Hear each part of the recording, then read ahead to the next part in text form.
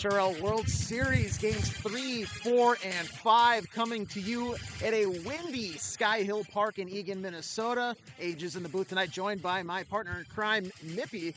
Hi. Two guys eliminated from the playoffs. Mip, how you doing on this fine evening? I can never complain when we're watching wiffle ball. Glad to be here.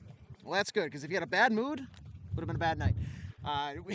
After a split last Monday, we return a week later for games 3, 4, and 5. That's right, 3 games set tonight here in Hopkins. Guaranteed on this fine evening. One team with a sweep can secure the hardware, bring home a championship for their side for the HRL World Series. But frankly, Mip, I don't know about you, I'm hoping we push things to Thursday night. You know, I'm always a big fan of extending the series as long as possible. We're very impartial. We don't care who wins. No, not we at all. just want to see more wiffle ball. Absolutely. So I would say one team taking 2 out of 3 is a win for everybody tonight. And if you don't remember how we got here, or if you just flat out missed a week ago, let's recap things as we opened up in game 1 with a Vibes win going into Hopkins. It was Huck Finn on the mound, or excuse me, it was Epstein on the mound for the Vibes. Fishhook with a RBI single was the lone decision maker in that one for a game 1 win, and the Vibes did not be able to pick up that momentum heading into game 2. The Aces responded in a very big way, lots of dongs all around, and frankly, they got a couple cards on the river. An even series here as we get ready for game 3. Yeah, Epstein on the mound once again. He's going to go 1-3-5-7 if necessary.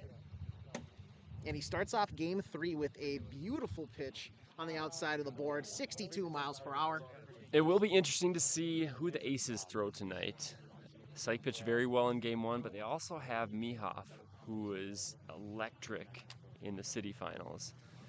Yeah, He's kind of their ace up the sleeve, if you will. I see what you did there. A lot more poker-related puns on the broadcast, guaranteed tonight, ladies and gentlemen. Here's a 1-2 offer to Syke. In the dirt, watching, even things up at 22. The defensive alignment for the Vibes tonight. You have Fishhook in left and... Forgive me, who was that? Anakin. And Anakin. Right. Anakin and right. That's right. You know, it's one down here. That'll draw up Mihoff. Now, I think a lot of people would have made that mistake, as looking at the stats today, Anakin only played 14 games this year, so he's not necessarily a face that a lot of people recognize. And this one's roped out to center, but the ball dented, so it does fall a little shorter than where it normally would have. But a single here with 1 out finds Mihoff aboard, and the Aces have a base runner here early.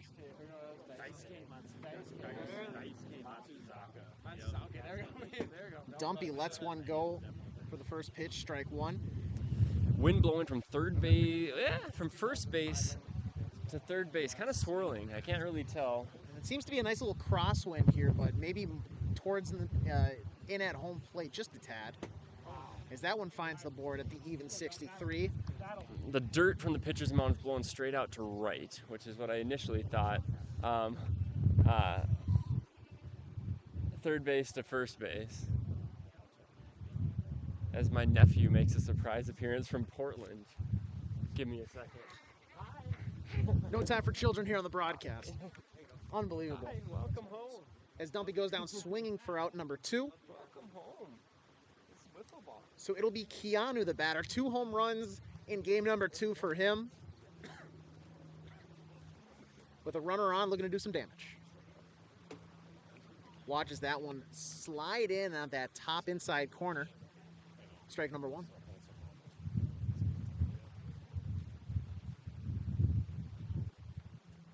Epstein kick and fire. That one not even close.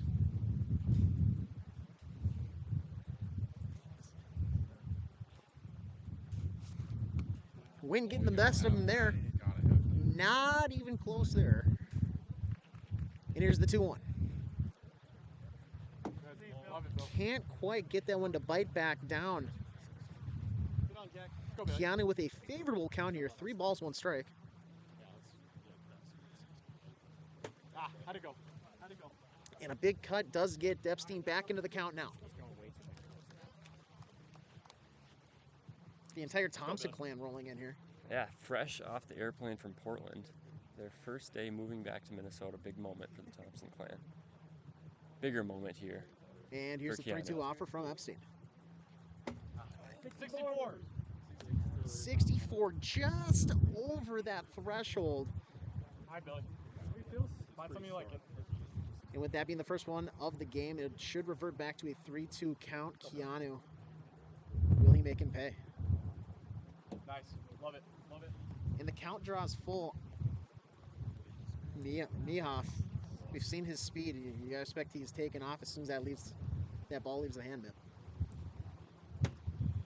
Watches strike 3, and that will retire the side. Epstein allows just the one single to Mihoff, but we head to the bottom of the first inning. The Vibes will have their first offensive chances here, and it looks like Mihoff will be It's on the going to mound be for the Mihoff. Aces. We kind of had a hunch that would happen. Mihoff shut out the Chihuahuas in game 3 of the city finals.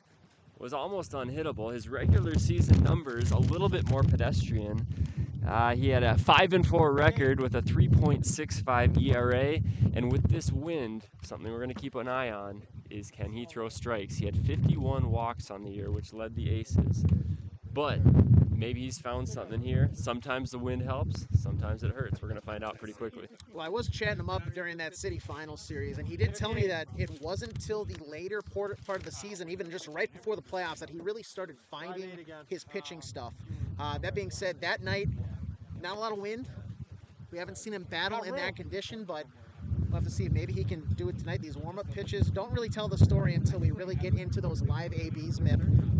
Talk about that, though. Somebody who finds himself on the mound every other game. When you have this type of wind, do you have to play with it? Do you try to battle it head-on? What's the tactic there? It all depends on the direction of the wind. It completely dictates the pitches you can throw and the pitches you can't throw. The windier the night, the more you have to kind of rely on a riser that doesn't get caught up in the wind. But this wind is swirling, and it is 54. It's picking up now. it's an aggressive wind, kind of unpredictable too. So this is going to be key: is can Mihoff throw strikes?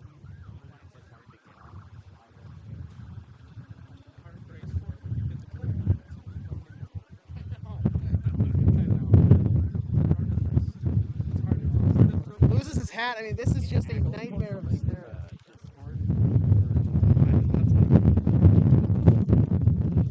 This is going to be an absolute filibuster of a night on the mound for both pitchers. Mihoff not necessarily looking dejected with each warm-up pitch, but definitely not looking enthused. Yeah, it's picked up a lot since the top of the first. Epstein was able to battle through it with windy conditions, but nothing like this right now. Is it on YouTube?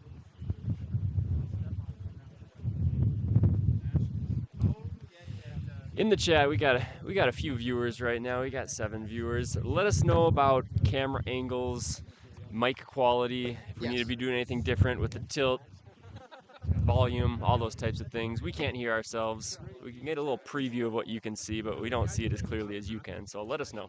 And let us know if you have any go-to locks for tonight's Monday Night Football game, as I look to fill out my Underdog Fantasy pick'em entry. Or don't. Did you make your plug yet? No, I actually, shoot, thank you, I actually need to. I thought that's what you were getting into.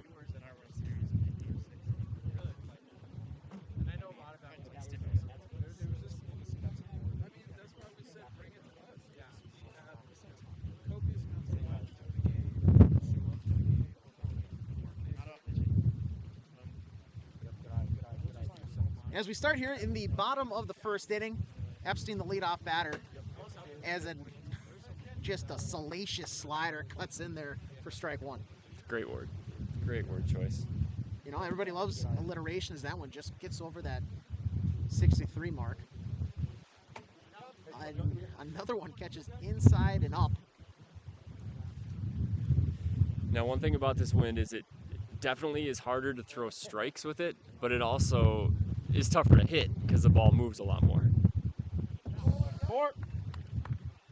64 on the gun there. So Epstein will get another chance. And for a righty, anything opposite field in the air is going to carry quite a bit. Yeah, any pop-up to right is gone.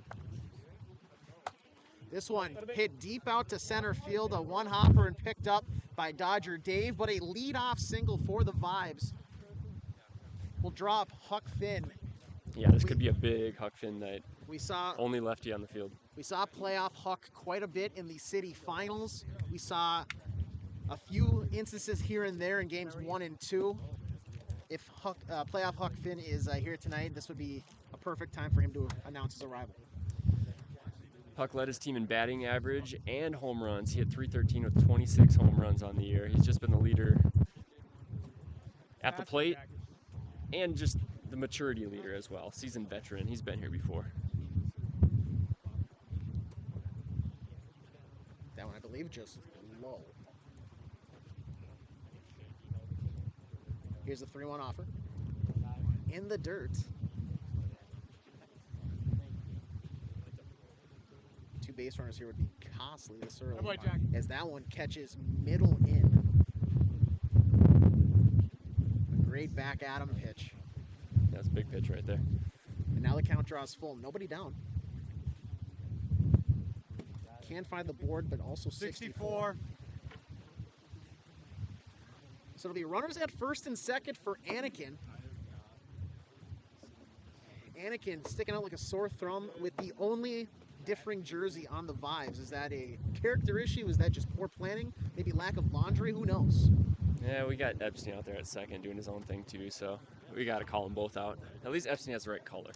I guess, frankly, I just did a quick survey and was only looking for anybody else in the baby blue. What a disgusting pitch. A turnpike there catches the high outside corner.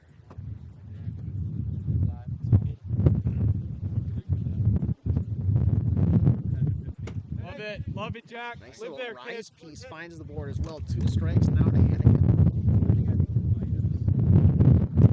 And he fights that one off, staying alive.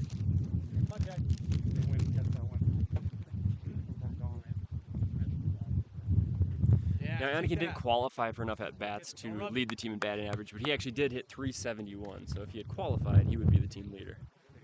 Well, he doesn't need to do anything there, as a walk will get the bases juiced. And I spoke too soon as taking off that top layer. Fishhook also donning the baby blues.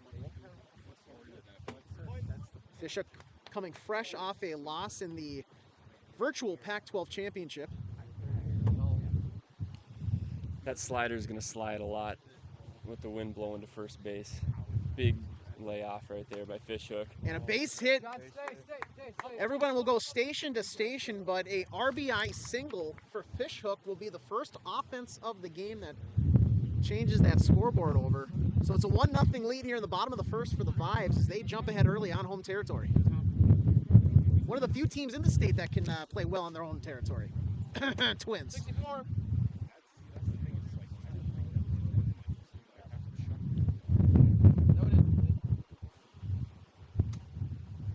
Vibes being very patient, which is smart right here.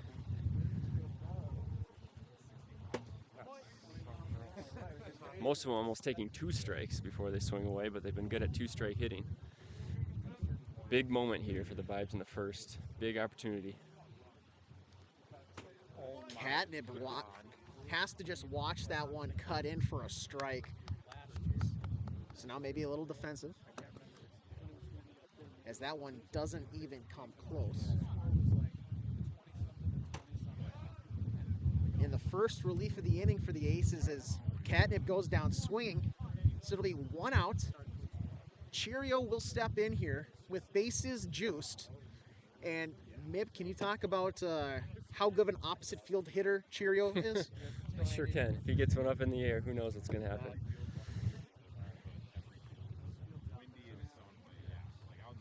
Mihoff working awfully quick here.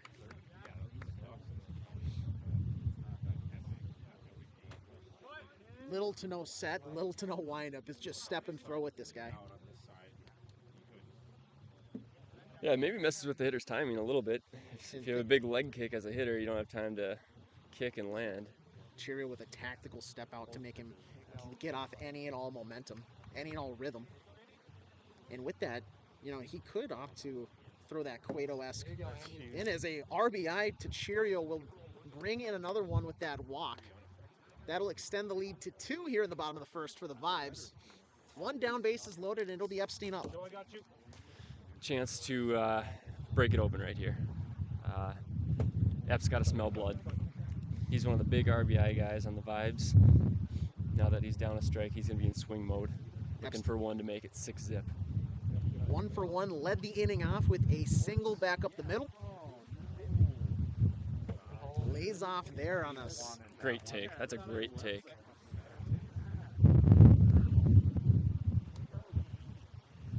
Yeah, the wind is definitely messing with Mihoff, and he's right on the brink right now. I wonder if Syke comes in. And it is a 6-pitch walk. That'll bring in another run. And we already might have the hook here. It looks to be the case. So it'll be a less than ideal outing for Mihoff, going 1/3 of an inning, 3 runs allowed, I believe 3 walks. Yeah, a couple singles, bunch of walks. Kind of what we were worried about if you're Mihoff in that situation. Super windy night, not a super experienced pitcher. Very, very, very good pitcher, but not a super experienced pitcher. And maybe these are conditions that he hasn't pitched in before, or at least hasn't successfully pitched in before. And here's what I'll say though, is kudos to the Aces for, they have the kind of team repertoire where they're not going to they're not going to dance around the issue. They realize, hey, we got to make a change. They make a change because a bigger mistake could be, having a guy who just can't find the board necessarily in there, and you leave him in for a batter or two too long. Yeah, and Syke is, if there's going to be a guy to get you out of a pickle, he's done it so many times on all levels. He can come in, get a strikeout, get the 3rd out, and keep this at 3. And 3 on a night like tonight, there's going to be some runs. It's not like it's going to be a 1-0 game. So if you can keep it here, it's still a game. Yeah, but this might be do or die right now. Absolutely. The thing is, this game is really nowhere near over. We're not even out of the first inning yet. With this wind and a team like the Aces who can really just hit the ball, they put something up in the air, that thing is going to carry. 3 runs may sound like a lot here early in the first, but frankly, I would say this one comes down to 6 plus on each side. Our live odds for the over-under have been adjusted since Yes. pregame. Going into the game, the over-under was 5.5 runs. The over-under now sits at 9.5 runs. So if you need to make an adjustment, do that now. Speaking of odds, AJ. Oh, I got to do a tweet. You're going to have to fill in. Oh, okay. You're gonna have to fill in. The plug for Underdog Sports is going to have to wait one more half I'll hit inning. that later. I'll hit that later. All right. That being said, promo code AJFred. All right, Sibby. 1 Lock it in, out. baby. Let's go to work. Bases loaded. Great Oh, start. yeah, I'll do it after this inning. This is too big of a spot. Immediate impact by Syke. First pitch strike here to Huck Finn. We've got 1 out, bases loaded. Bottom of the first. 3-0. Love it, Sibby. Eyes got wide there for Huck Finn, and he knows he might have just missed that.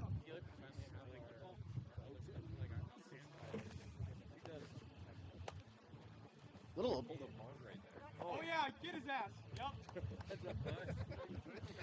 That run does score, though. And a base running blunder by Cheerio, who gets caught in no man's land off a swinging bunt by Huck Finn, kind of a half-seat. Does bring a run across to make it a 4-0 game, but the double play will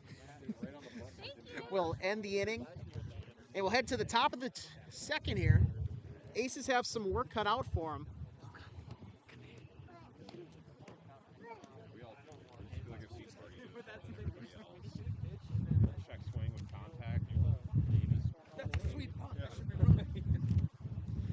Well, not the worst thing that could have happened to the Vibes as they pushed one across, but definitely not the best thing that could happen. I think the Aces would have traded that right there, 1 run for 2 outs.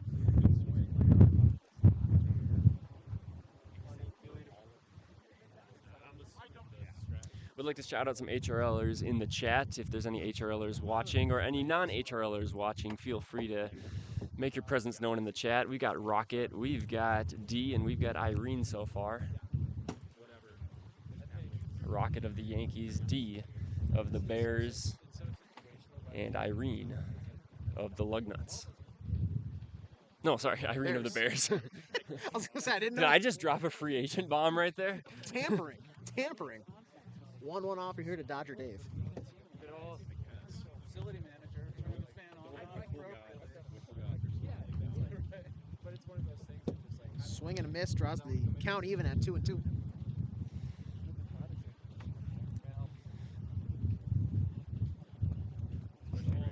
Oh, and he holds back. He wanted something there, but does lay off. 3-2 offer here from Apple. And a Rubik's Cube that just freezes Dodger Dave for strike number 3. You just have to jump over it. So it'll be one down here. if I hit him and he drops it, it's allowed. Cycle step in.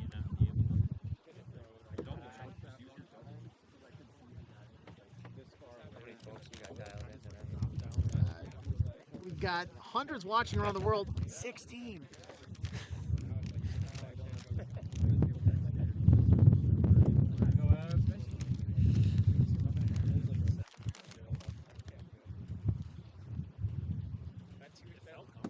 A big cut there. Comes up empty. Syke led his team in every statistical category with a .388 batting average. 31 home runs. He also led his team on the mound with 10 wins and a 1.71 ERA, which we'll maybe see the rest of this game.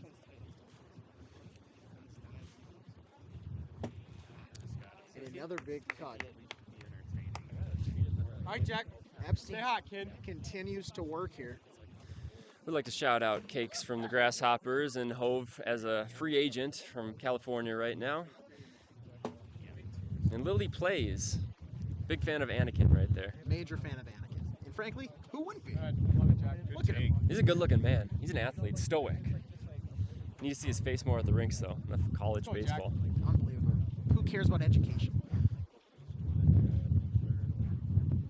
Mehoff 1 for 1 on the evening so far. Single background of the first.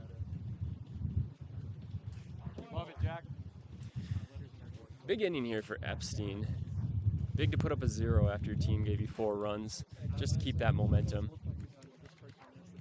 He stays off the mound here, waiting nearly, essentially for the wind to pick up more. Love it. Can't find the board there. Yeah, it's always a fine line as a pitcher, Sounds like somebody on the Twins would That probably way, say Jack. that. waiting out the wind, because you can only wait so long, and on a windy night like tonight, there's very few patches where there's no wind. But if there's a big gust, it's smart to just wait a few seconds. Sounds like Vlade. 2 down, runner on first. Dumpy the batter. Maybe Ford. Oh, I feel like Ford's not like that. Ford's not that like cheesy. He wouldn't. That's like his mind's not. Yeah, his mind's not in the good. That one drives up and in, catches him. Dumpy ahead in the count now. Looks to let one uncork, but comes up just empty-handed.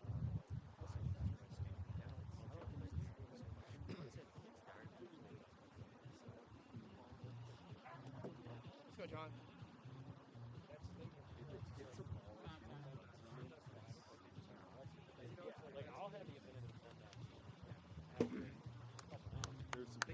Ep doesn't miss a beat.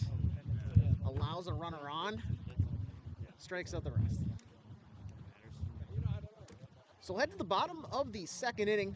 4-0 to lead here for the Vibes. Game 3 of the HRL 2024 World Series.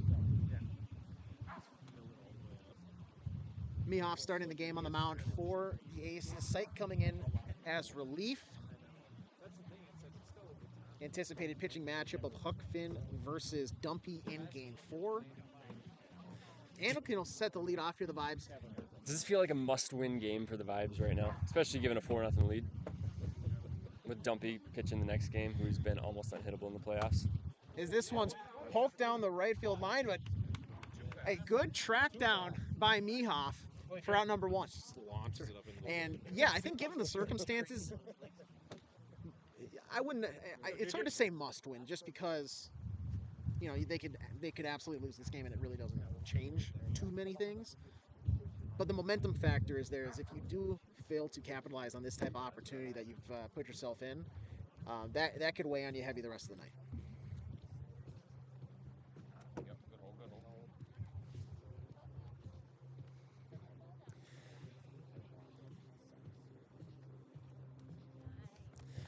We've got record viewers in the chat, 27 viewers. I think that's a record all time for a live stream in the World Series. They're here to see the two best teams. Wow, Mip, I am nervous.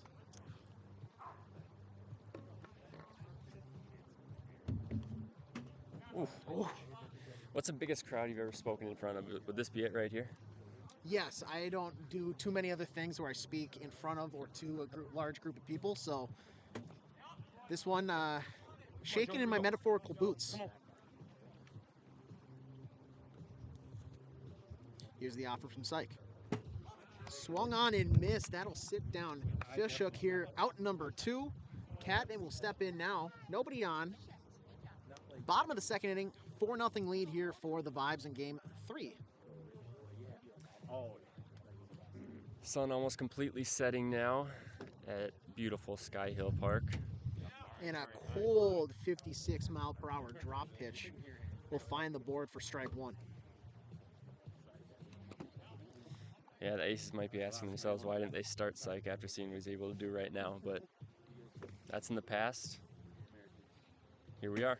Oh, he pulls the string 49. like a cat toy, just dangling in front of Catnip. He doesn't quite pull the trigger. That one catches the top half of the board for strike 3. That could be the jump start that the Aces need. Seeing a pitch like that before going up to hit. And it'll be Keanu, Dodger Dave, and then Syke, the order here set to bat for the Aces. Top of 3. They trail by 4.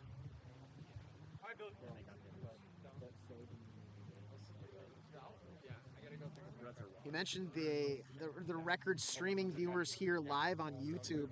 Also a pretty decently attended game here tonight in Sky Hill, in Eagan, Minnesota. Yeah, a lot of the fans standing behind home plate. Interesting choice. The teams are inside the rink. Usually the fans are also inside the rink, but all of them standing behind home plate. Maybe like to see those pitches break, I guess. Just a palpable atmosphere. Be a leader. Shout out Palpatine.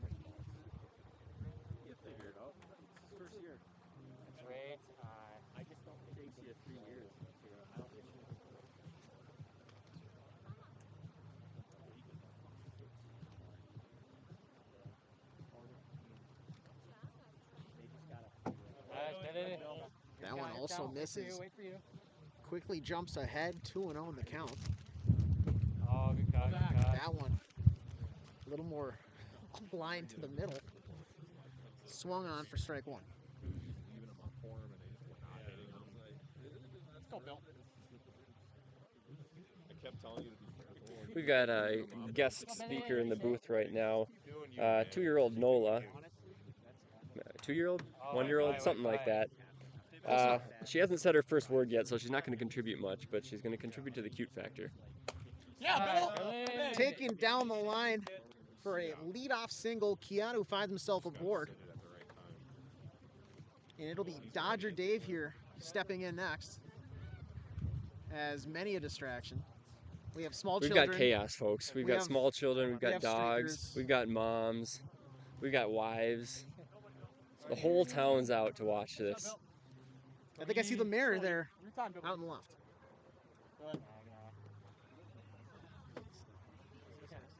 So nobody down here. Top of the third. Hey, shake it off, shake it off. Kind of a half-hearted swing. We'll draw the count even at 1-1. Good eye, good eye. Let's go. Good hold by Dodger Dave there. Nice. Good eye, see? Way to go. Sweet. Another one that maybe lights up the eyes of most batters, but we have a 3-1 count now. Let's go, E. Keanu gets a lead at first. That one does find the board and will draw the count to 3-2.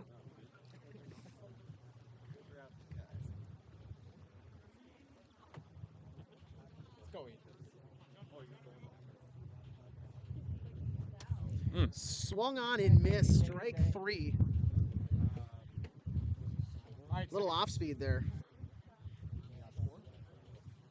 So it'll be one down here.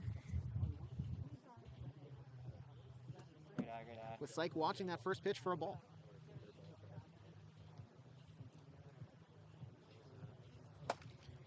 Back up the middle.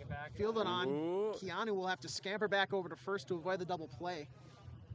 Anakin opts not to try and peg Keanu right there with 2 outs. I don't know. I maybe would have been tempted to at least try and peg him, but if you miss him, then he gets to at least second. So Floated down the line. That one's going to drop in for a single. Nobody's covering home. They're scampering now. Keanu comes around, and he will score. On the play, Mehoff goes first to third after the fielding play. A little miscommunication by the Vibes, leaving home plate totally unattended. No chance at a play. But a well-placed single will score one by Mehoff. He's been doing it all here for the Aces offensively here in Game 3. His second hit on the night. Now Dumpy with a runner in scoring position. I've got one in 15 years, maybe. It was just like that. You spin it down the right field line. 2 outs. Run your ass off. huge at bat right here.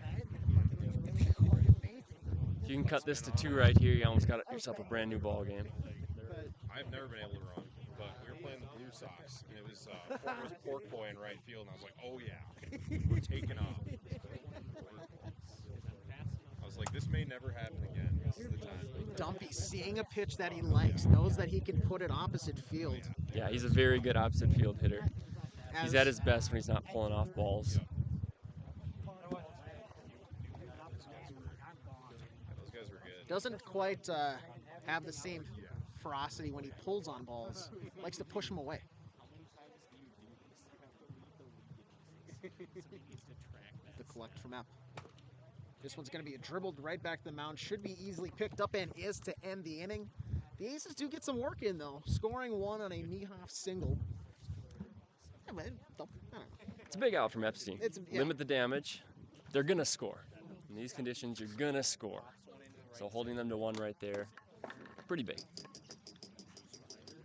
Now halfway through, they've cut the lead to 3. Vibes will have Cheerio, Epstein, Huck Finn due up in the bottom of the 3rd.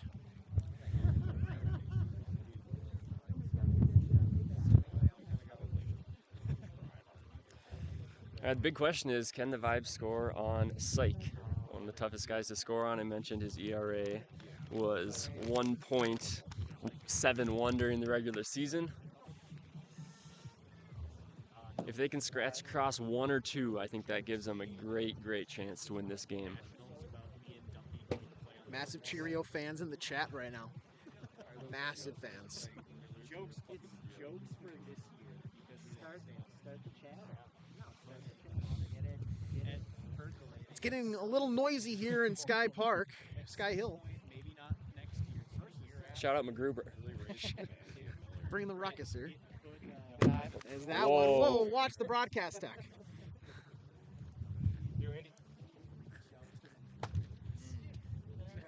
A dribbler picked up by Dodger Day front number 1, Cheerio. Showing off the speed, doesn't touch the base. Wouldn't matter. Love the hustle, though. Playoff time, you got to be sprinting everything out. Absolutely. Love that. And when he unhitches that wagon, let me tell you, breaking the sound barrier. Just calm, Syke looks cool, gross. collected. Unbelievable. The composure. I'm sure the thought process behind the Aces was 1, see new arms, and 2, save Syke for Game 5 to be fresh. But John. I feel like Syke's got a rubber arm. He'll be fine in terms of freshness. Popped up on the 0-2. Keanu comes in to track that one down. 2 down here in the bottom of the 3rd. Huck Finn will have his chance now to start a 2-out rally. Ooh, some yo mom jokes. Things getting feisty in the chat. You love to see it. It's not a real live stream unless things are getting feisty in the chat. In the neighborhood. All right, see you tomorrow. Just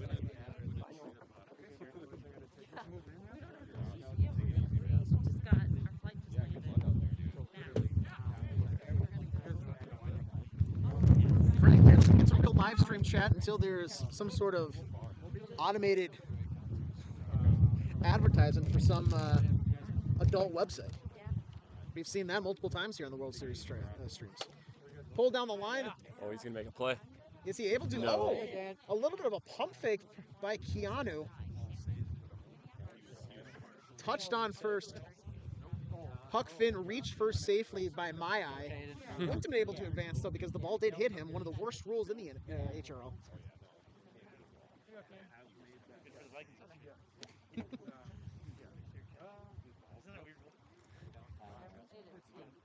So 2 outs. I mean, it didn't matter anyways. They don't have a right to. Fouled off by Anakin.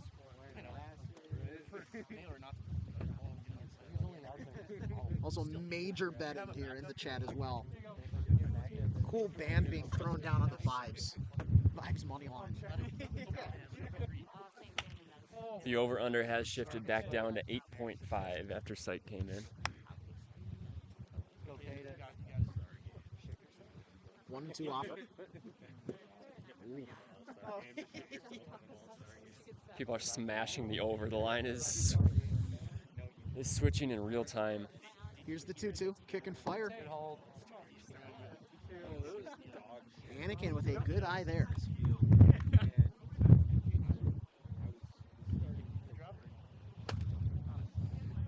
Needs to be fielded safely and is by Dodger Dave.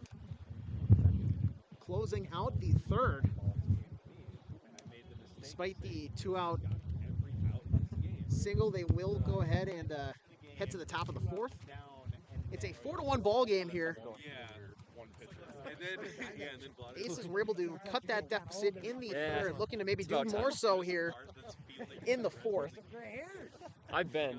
And it will be set to be due up. Keanu leading things off on deck. Dodger Dave followed in the hole by Syke. And as we kind of wane into the deeper portion of this game 3 here, Mip, how much longer do you think until you can see the Aces really start to figure out Epstein? It seems the only one that maybe has been able to so far is Mihoff, as he's been able to find base a few times, but everybody else seems to, still be working through that process. Yeah, I think the Aces will figure it out. They're all good hitters. Everybody on the team hits around 300, so they're not going to be stymied by too much. So it's a matter of when, not if. Or if they hit it at somebody, or if it's coupled by walks. Wind, not necessarily dying down, but not as ferocious as it was earlier in the game. It's now gusting with periods of calmness.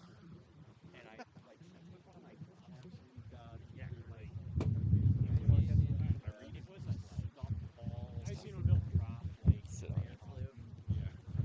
But he mixes in slider, so. Here's the 2-1. 64, John. 3-1 the count now to Keanu. Good. Good boy, Bill. Laying off there. Pretty hard not to.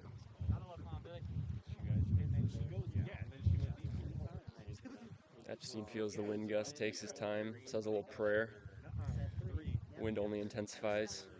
Looking down there, asking. There we go. Little cat and mouse game now. Keanu kind of does him a favor by stepping out, lets him buy more time. So it's a 4-1 offer here. Good lead, Bill. You're on, babe. And a leadoff walk could just be what the doctor ordered here. Down by 3, the Aces looking to cut that deficit more.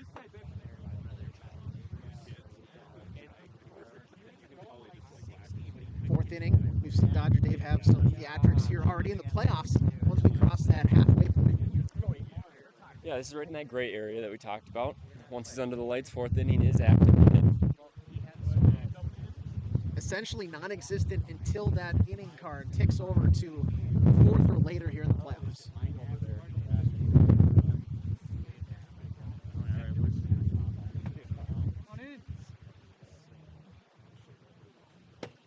Swung on and missed.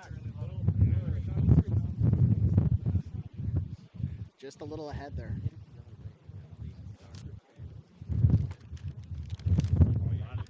Nobody down, runner on first.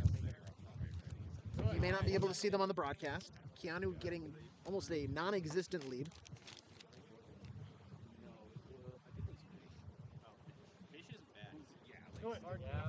Just misses outside. This is the inning. Feels like this has got to be the inning right here. Does Dodger Dave have the green light? He does, and he ropes one to left. Inning is it? So it's 2 runners on here in the top of the 4th. Nobody better 2-1. This will get the tying run to the plate, and nobody you'd rather have up right now This is a than massive Syke. at-bat. A massive at-bat. Those are from Luca. And he looks to poke one I just foul. want it rustling. A little too late on the arrival, though. The 0-1. There it goes. Deep and gone! Tie game. Just like that. You cannot count these aces out with this win, with their bat ability. No lead is safe. 4-4 here in the top of the 4th. Essentially a fresh slate to start the inning. Nobody out. Here's this one! Mihoff takes off, and there's the lead.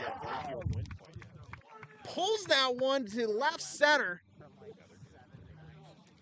And in the blink of an eye, a 3-run deficit comes into a 1-run lead. Mental stuff here by the Aces.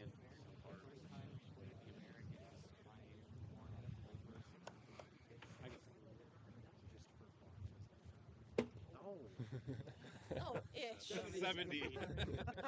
A little hot there on the gun by Epstein. Cut. 6 number.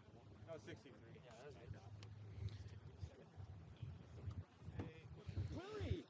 All right, big mental gut check time now for Epstein. He gives up the big lead, gives up the back-to-back homers, lets out some frustration with that 70-mile-an-hour pitch, but does get dumpy right there. He's got to keep it at 1, though. Syke is dialed in. It's going to be tough for the Vibes to scratch off a couple more. So it's 1 down here in the top of the 4th. It's been a 4-run inning thus far for the Aces. A 3-run shot by Syke opposite field. Mihoff follows up on the very next pitch. This one's grounded to the left side, and that'll be recorded as an out by Fishhook. Yeah, swing's looking real good for the Aces right now. They're confident. I think that answers your question from the top of the inning, is when will they catch on? They've caught on. It seems like they've not only caught on, but maybe exceeded here as Dodger Dave watches that. Cut back inside for strike 1.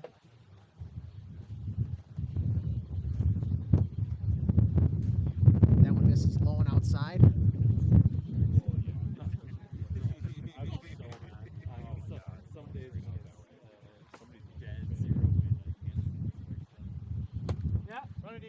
Up in the air, tracking back underneath is Anakin. He'll sit underneath. Nothing but a can of corn there, and that will be out number 3.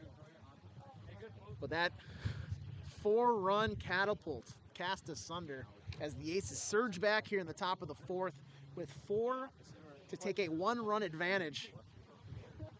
And now the Vibes, I mean, small team meeting down there as they console Epstein. I mean, not much you can really hang your head about. This is a great hitting team. You're in the World Series for a reason. Both teams are. But now, what's the mentality? What's the message maybe here as they come to bat at the bottom of the 4th? Yeah, I mean, yeah, you gotta keep plugging. You gotta still be patient. Syke isn't gonna walk anybody, but on a really windy night like tonight, you can't just assume he's not gonna walk anybody and just take cuts. I think the approach usually is just go up there hacking because he's not gonna walk anybody. You gotta find a balancing act. Some people in the chat might say, don't pitch to Syke in the 4th inning or later in a clutch situation. Epstein was in a tough spot. There's nobody out, 2 on. All the Aces can hit. So at some point, you just got to attack him and take your chances. And for the fans at home that are wondering and asking, The wind swirling maybe. You do have sort of a crosswind going from third to first, maybe pushing out, sometimes pushing in. Anything put down that first base line, though, in the air probably has a more than good chance of leaving the yard. Yeah. If you're trying to homer, you're pushing it to right tonight. It's not directly out to right, but it is definitely carrying out to right, as Sykes would have gone regardless, but Yeah. it was a Maybe moonshot. making Mihoff's hit even more impressive. Right. Mihoff's was crushed probably more than Sykes, and that one barely got out to left center. This one, the left side. Oh, and a ball with a lot of spin on it. Too much to handle for Dumpy as Fishhook will reach aboard. I'm not the one holding the book. I would chalk that one up as a well-earned sink. But also, this is a Good World thing you're Series. not doing the book, because Yeah. that's an E all the way. Ooh. Back up the middle. He's Oh. gonna have to scamper in, and he slides. smart. That is going to hurt tomorrow. Might even hurt in 5 minutes. Really glad that's not me. No, that's a smart play by Fishhook, because if he gets pegged right there, that's a double play, and that kills the rally. Now he's in scoring position with one out. A ground ball could score him. Chirio's got to find a way to put this in play, though. Watching a cold strike on the first pitch there.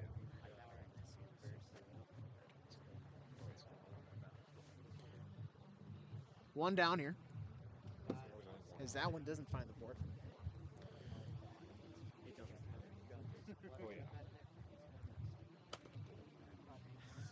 Good swing there by Chirio. I saw a pitch you like, just didn't quite make the contact he wanted.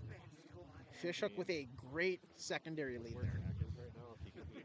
Here's the 1-2 offer. Oh, and a pickoff move by Syke. He didn't really go too much, but it's more about the presence of mind. It's knowing that he's now aware that you have that move in your bag. So that one is left way inside and hits the third ab on the stomach of Chirio. Yeah. It was kind of like a baseball.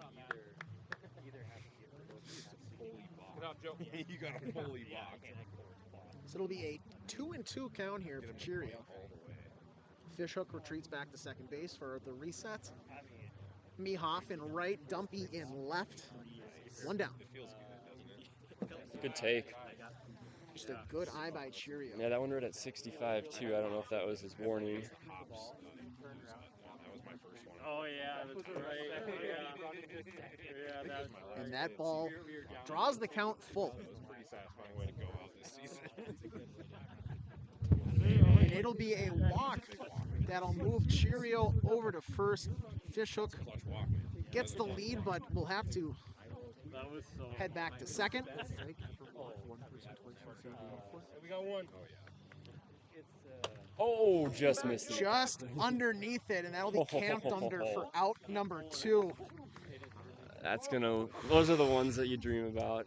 You're laying in bed at night being like, oh, that was the one. Just- And Epstein just missed that. This Big game, moment for Huck right here. He sees Syke well. 2 down. Smart veteran play to drop the bat. Yeah, let's see how aggressively Syke attacks Huck right here. I can see him pitching around him. Could be a good strategy. Nope. This one pulled on the ground to the right side and fielded up by Mihoff. And that brings these aces even more to life. Getting out of that jam, they preserve their 1-run lead, and we head to the 5th. Aces lead 5-4. He did the full wind-up. Yeah, bold strategy right there. Pitching to Huck. Got it just outside enough where Huck couldn't turn on it. Then he rolled it over. Well, 2 hey. more inches in, and that might be a 3-run bomb. When you're confident, Mip, you are confident.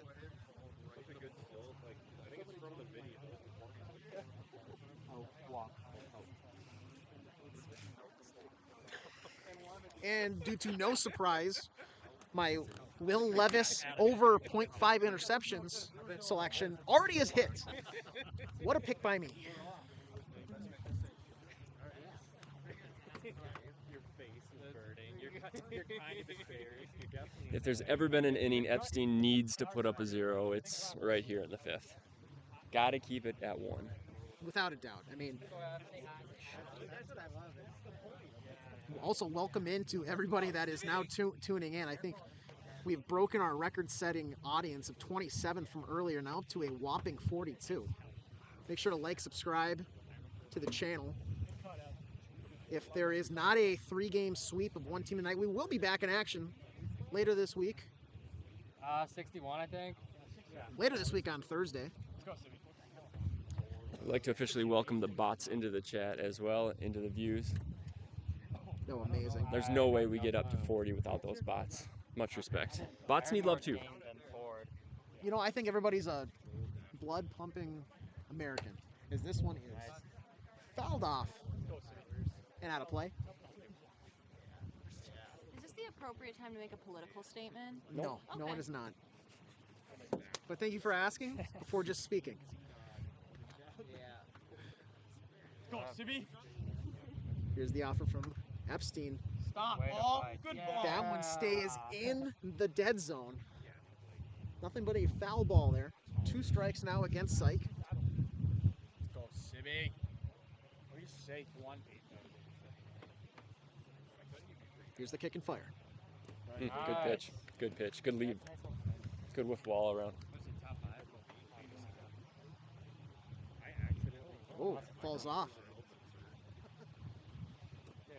How'd it go? How'd it And go? gets him to sit down swinging. All right, Jack. Stay hot, kid. Stay hot. 1 out here now in the top of the 5th. 1-run lead for the Aces. Oh Mihawk my God! He did it again. launching again! Down the line to left. See that one later. No bueno. And that doubles their lead to a 6-4 ball game now.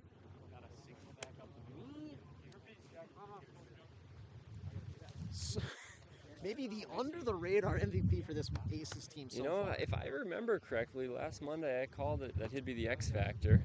And then he decided to put on a sweatshirt and I rescinded that, and then he proceeded to homer. So I'm standing by my original call now. Okay, we can go with your gut feeling initially. As this one's put back up the middle off Epstein, can't field it cleanly, and Dumpy will be aboard here with 1 out. Oh, Big Joe. Big Joe in the caddy. That's the game changer, folks. threw a little bit harder. So now with a runner on, 1 out, Keanu steps in. I always do hard times too. You can just kind of feel Mip after that.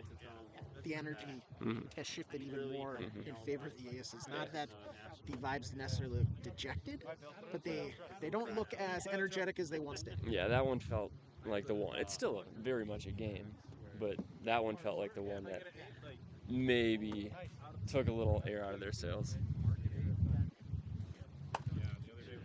And a hard hit ball, that's going to fall in front of Fishhook. He's going to have to get it in on a relay. Dumpy will move around to third. On the throw, Keanu advances up to second, and now it's 1 down for Dodger Dave. We know how deadly this guy is in late game situations. Well, the table is set. Is the mill going to be brought out? Yeah, good base running there by Keanu right there. Saw the throw was coming into the pitcher. They're not going to try and peg him going to second, with the risk of overthrowing and having Dumpy score, so therefore he takes second. And very costly there by Epstein. This one's pulled down the line, and I'm going to guess foul based on the lack of reaction. We have confirmed that was foul. Thank God. Else that would have been the most lackluster call of all Oh time. yeah, you can't see it from down there, can you? No. Shots fired. Unbelievable. Unbelievable. Swung on and missed for strike 2. Look up, put it in play. Good coaching there from Syke, just reminding it really anything in play is going to extend this lead here. That one is left way behind. What do they call broadcaster on broadcaster prime? In the booth up there, that's tough. Bloodcaster. Such a great lead, Davey. Yeah, ground ball right here. Even an out, I'm sending Keanu. Why not?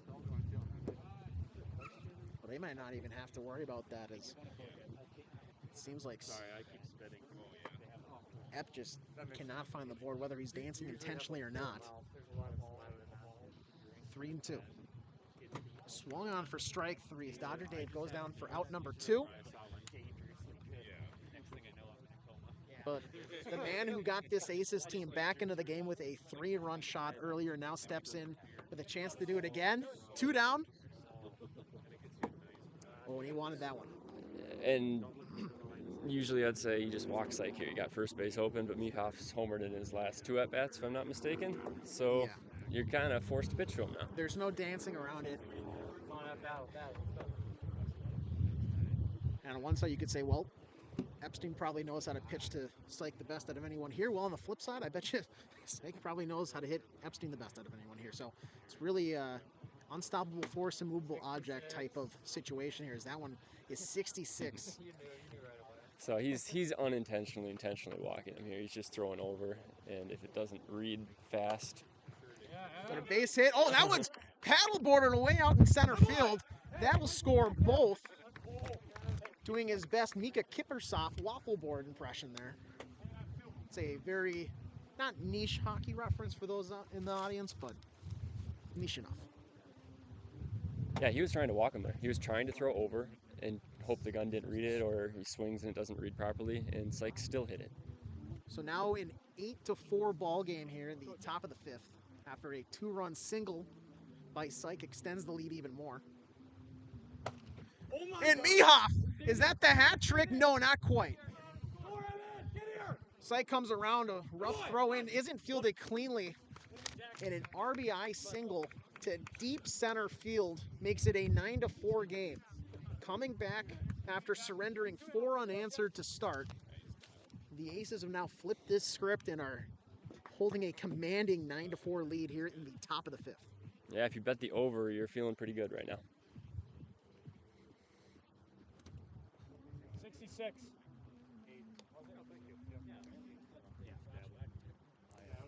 I just checked, and Epstein has run out of Fs to give right now. He's just hucking. Empty pockets. Doesn't matter. That was not over 66. We're gonna have a pause in the action as the radar has died. Perfect. I'm gonna grab a sweatshirt. Should be sponsored by like Energizer. Batteries. If AJ was here, he'd do that plug. I wouldn't be able to pull it off. Just 1 ball, 1 yard, 1 ball, pass the ball for the Vikings are a real good team, but given the entire circumstances of that game, I'll take that loss. Yeah. Jordan Love made the game. Love didn't struggle too much. Like it wasn't Love's first game back. That first half, He was awful. Love hurt.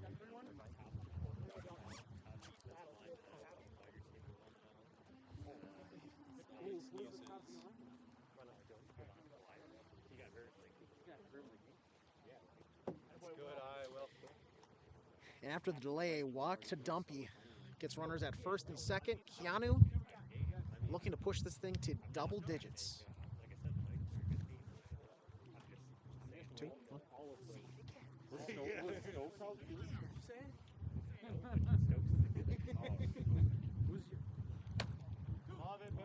Foul pulled down the line.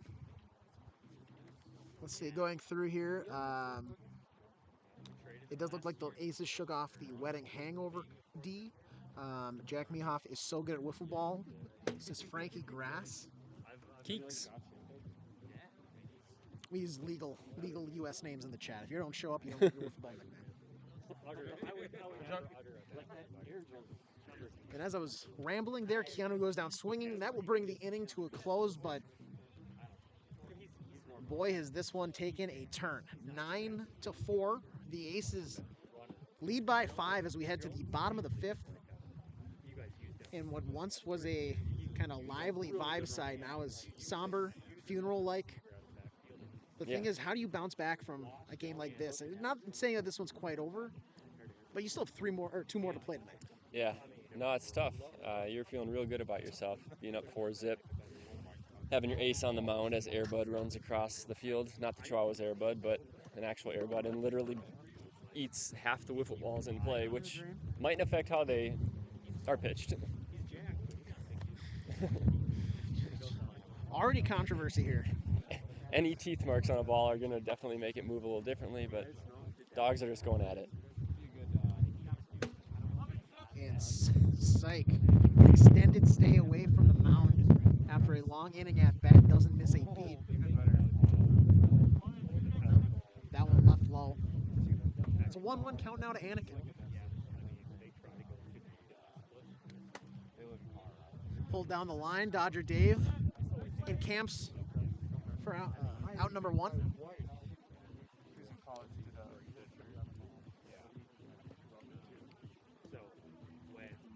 Now it'll be Fishhook.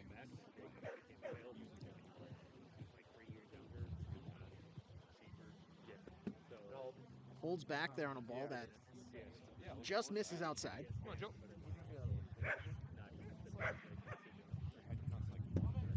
Tries to uncork on one that was nearly the same pitch, just a bit lower.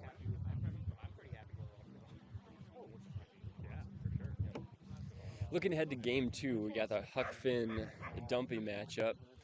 If the wind continues to be as is, slight advantage Huck Finn with his slider, although Dumpy has developed that slider, so he can maybe neutralize that as well, so it could be a push.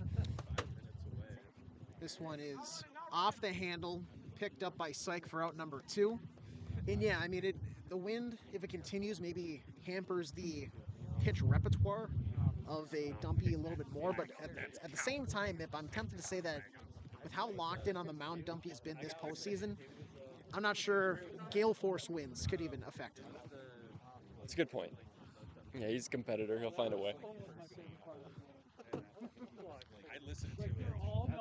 Bot 5, 2 down, nobody out. Catnip waits the pitch.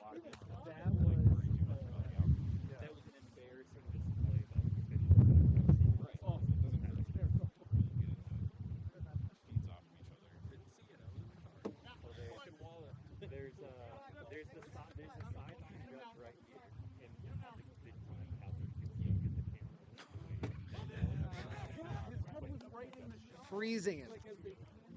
A little bit of a Irish jig on the mound prior to strike 3. Insult to injury there. Yeah, that's when you know Psych's really feeling it, when he starts dancing. Does the Johnny Cueto a little bit, messes with the timing. It's not if you're going to get struck out, it's how he's going to strike you out. You're in a bad spot if Psych's dancing on the mound. So we head to the top of the 6th inning. Aces just looking to add a little insurance here. Yeah, and it looks like they're going to bring in a new pitcher. I was wondering if they're going to do that last inning. Catnip going to come in to pitch. He pitched a little bit during the regular season when one of their 2 pitchers wasn't available. He can throw strikes. He's competitive. Doesn't have the nasty stuff that Epstein has, but right now it looks like he's hitting the board. I believe that you walked the same batter twice in a game for the first time ever. I'm not sure. I don't know. I heard you say that. Okay. Something that this guy had. So I believe I mean, back-to-back homers by somebody in their first World Series.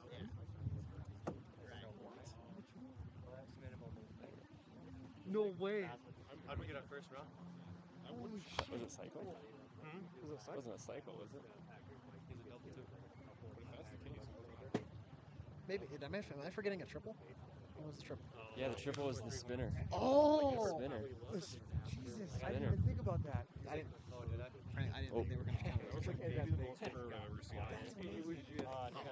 We'll talk about that when Well- he bats next. Huh? When he bats Yeah. next. Holy shit. Well, maybe the most anticlimactic Yeah. history-setting thing of all time. 66 and then 64. Haven't been watching. 65.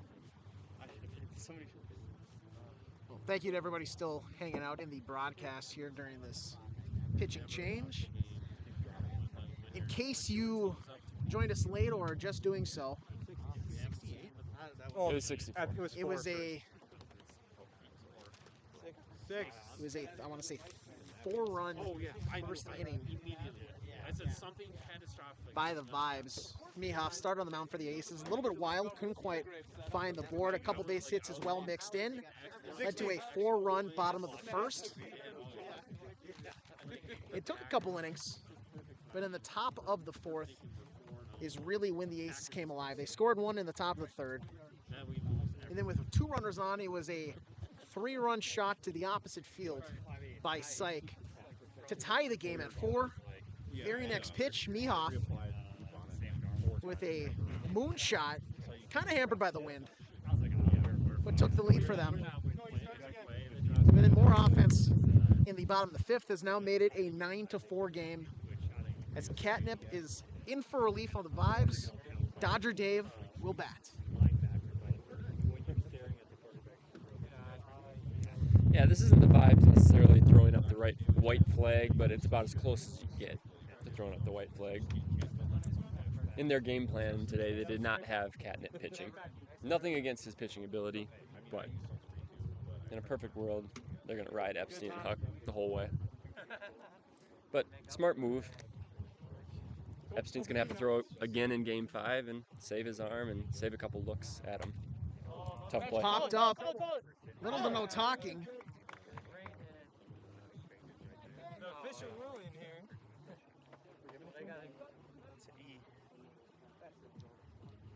Anakin should have came in. That's a I would have given that a single. And I'm pretty strict. I would have given that a single. There's a current debate ensuing whether or not bad communication can. Doesn't matter. As this one's roped out to center field, picked up by Anakin for out number 1.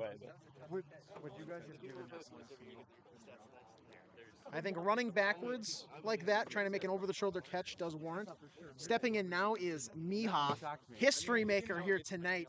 The first player in HRL history to record a cycle in the World Series. Yeah, that was just brought to our attention in between innings. We don't do the book, so we don't see what the official score has given.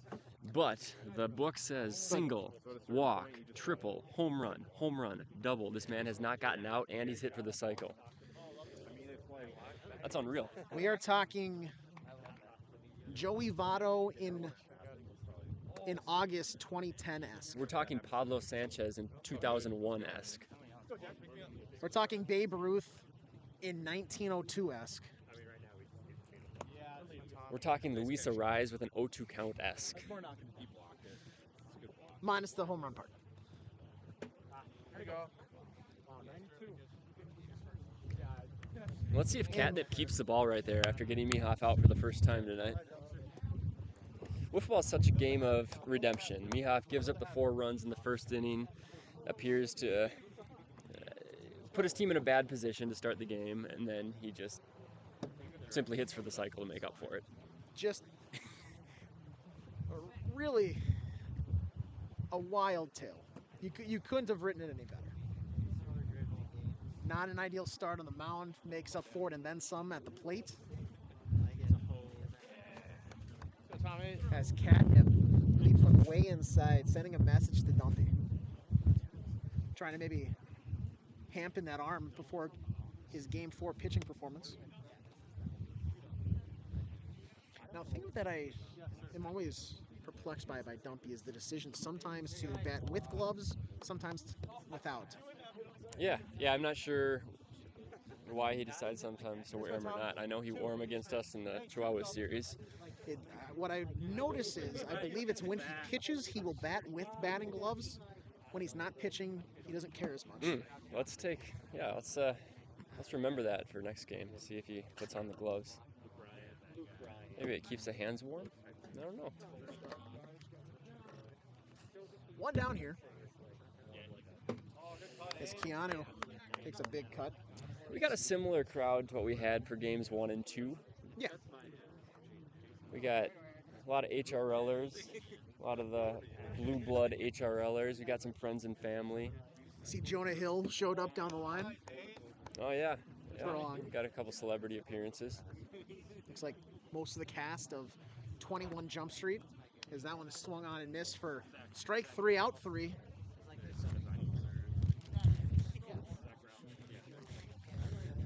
Comment of the night goes to Keeks.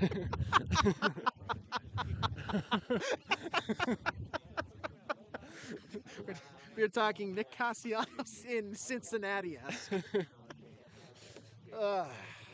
Thank you, Tom Brenneman, for an all-time moment. So we head to the bottom of the sixth, 9-4 ball game here. In the Vibes. Well, if there's any time to do it, it's right now. Who's Lily? I don't know. We got a lot of unfamiliar names in the chat. A lot of familiar names in the chat. Don't know who Lily is, but a big fan of the Vibes and especially Anakin. Anakin's had a huge fan base in the chat tonight.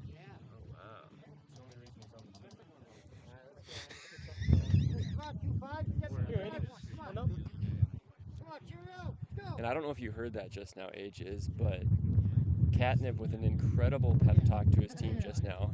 Before the inning started, he said, and I quote, "Come on, guys, let's get something going."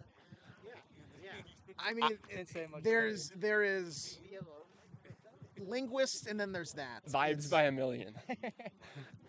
I've never seen a team with more energy, more belief, based off less than a dozen words.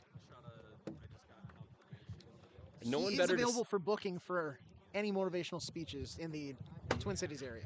Somebody make a T-shirt. If they come back and win this game, that's a T-shirt. Where were you for the "come on guys, let's get something going" game?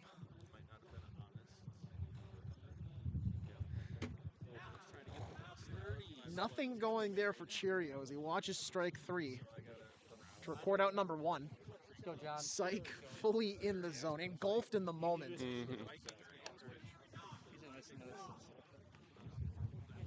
Close, but not quite. He's actually an ace.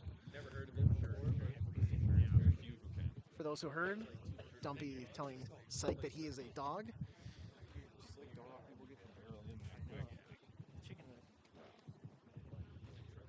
Oh no! Left that one up and in. Let's see if that gets the Little testosterone going sweet for chin Epstein music right there. Goes back Ooh. up and in. He is not backing down. A little Oh! animosity. With an Ash Ketchum type move, he turns the hat backwards. Doesn't help him whatsoever.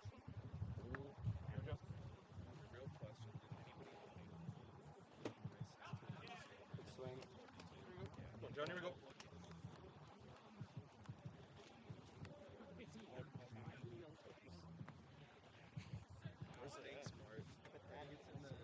Here's the 3-2 kick. There you go. 4-2 rather, excuse me. Good Is leave. that Good well, leave. Got to just keep the train moving. the goal here is just to not be the next out. 4. 5. Sorry. And that is going to help a little bit. Huck Finn. The story continues as Huck Finn shows up better late than never, and that's got to be, if anything, a consolation prize for the Vibes just to get a couple back here. Not out of it yet. Cutting the deficit now to 3. Yeah, one more base runner, and then Psych starts thinking about it a little bit.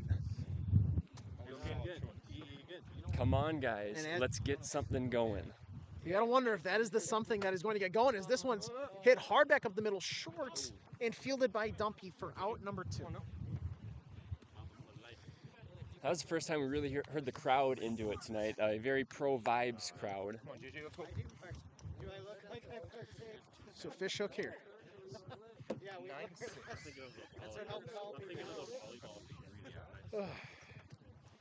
2 down, nobody on. Vibes trail by 3 here. That's a hard 58 right there. Ungenerous read by the gun. Here's the 1-1. Swung on, comes up empty. Nothing but a nice breeze to add to the gusts we've had already this evening. And the Vibes down to their last strike here in game 3. Here's the 1-2. Nowhere close. Left way up over the board. But with some pitches to work with, here's the 2-2. And that will do it. We saw this last Monday. We see it here again tonight. The visiting team heads into enemy territory and takes the first game of the night. That 9-6 win propels the Aces to a 2-1 series lead in this best of 7. Wrapping up game 3, getting set for game 4. The anticipated pitching matchup for the Vibes, Huck Finn. Anticipated for the Aces, Dumpy.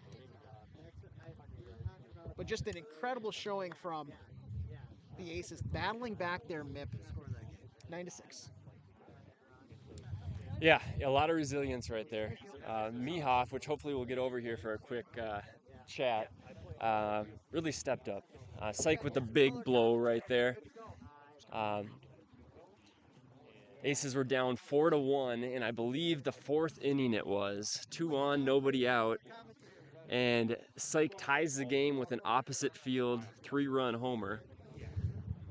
And then Mihoff on the very next pitch gave the Aces the lead 5-4, and that would prove to be the game-winning home run. Maybe. I'll probably stop by. I don't know if I'll play though. We're going to be joined by the hero, or one of the heroes of the Aces, Jack Mihoff. Hello, good to be here. We're going to step back here. Oh, yeah. All right. How's that look?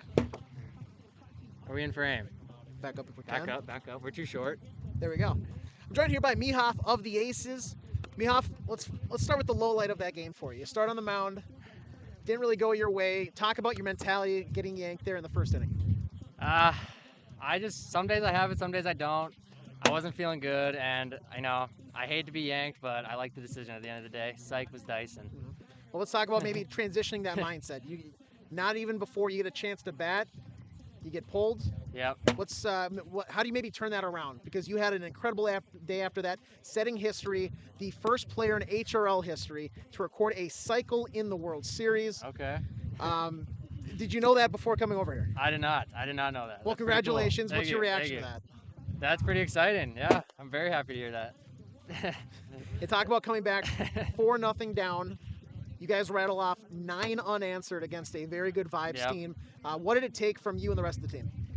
Well, I knew I had to lock in at the plate after that poor pitching performance, so I really dialed in, and Psych got us rolling with that homer, and we just kind of picked up from there. And once one of us hits, then we all started, and it just builds momentum with us, and we just kept it rolling. 2-1 series lead now. 2 more games guaranteed this evening. That definitely helps you guys, but how do you not maybe let the emotions after a win like that take hold so you do have enough in the tank for 2 more games here later tonight? We just reset. New game. We forget about the first one, got to win another one, and got to win another one, and then the night's done. Well, hey, thanks, Mihoff. Good luck the rest of the way. Hey, thank you. All right, Mip, back to you in the booth. He just takes a ball to the face at the end of that interview. Didn't even flinch, though. I don't know if anyone saw the Malika Andrews bit on NBA Live or whatever it was when the earthquake hit. She just continued going. This is almost more impressive.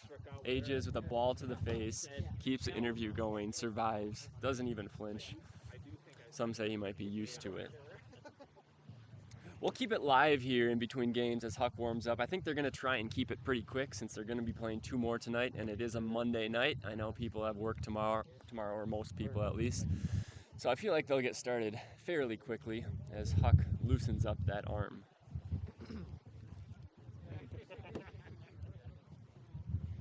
All right, quick read from our sponsors here. AJ Fredrickson here, and there's a new way to level up your sports watching experience. There were over 1 million fans across 33 states that got in the game last year by making picks on Underdog Fantasy. Went up to 1,000 times your money just by choosing higher or lower on your favorite player's stats, such as touchdowns, passing yards, and more. I've been using Underdog Fantasy now for this entire NFL season, and let me tell you, it has really brought my NFL watching experience to a new excitement level, having that much more invested. From when the Vikings win, I win. It's really a win-win as long as you are backing the right team. And plus, my favorite option is those flex plays. You can get one wrong because, frankly, nobody is perfect. Making picks on Underdog is straightforward, and signing up is even easier. Just head over to Underdog's simple-to-use mobile app or UnderdogFantasy.com. Sign up with promo code Bernard, that's B-A-R-N-A-R-D, and Underdog will give you a free pick to use on your first cash pick'em, plus up to $1,000 in bonus when you deposit. That's promo code Bernard to claim your new customer special of a free pick and your deposit offer. Must be 18 years or older, 19 years or older in Alabama and Nebraska, 19 plus in Colorado for some games, 21 plus in Massachusetts and Arizona, and present in a state where Underdog Fantasy operates. Terms apply. Vote in Colorado. Concerned with your play, call 1-800-GAMBLER or visit www.ncp8783 or text NEXT STEP to 53342. In New York, call the 27 HOPE line. That's 1-877-8-HOPE-NY or text HOPE-NY to 467-369. Is this for gambling addiction? Underdog Fantasy, your friend in fantasy sports world. I thought that was like the gambling addiction helpline. Nope, I have to read that. Yeah, we got That should. Oh my god, that should have been it. That should have been it. Are we sponsored? Do we have a sponsor? Oh, nice. It's a great ad read, man. Thanks. That's really nice.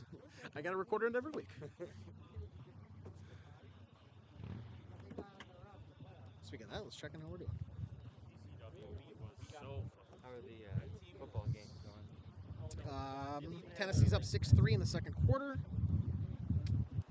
Detroit's up 6-0 in the first quarter. Sounds like it. Nice. Oh, you want some of these? Yeah. Get the rest.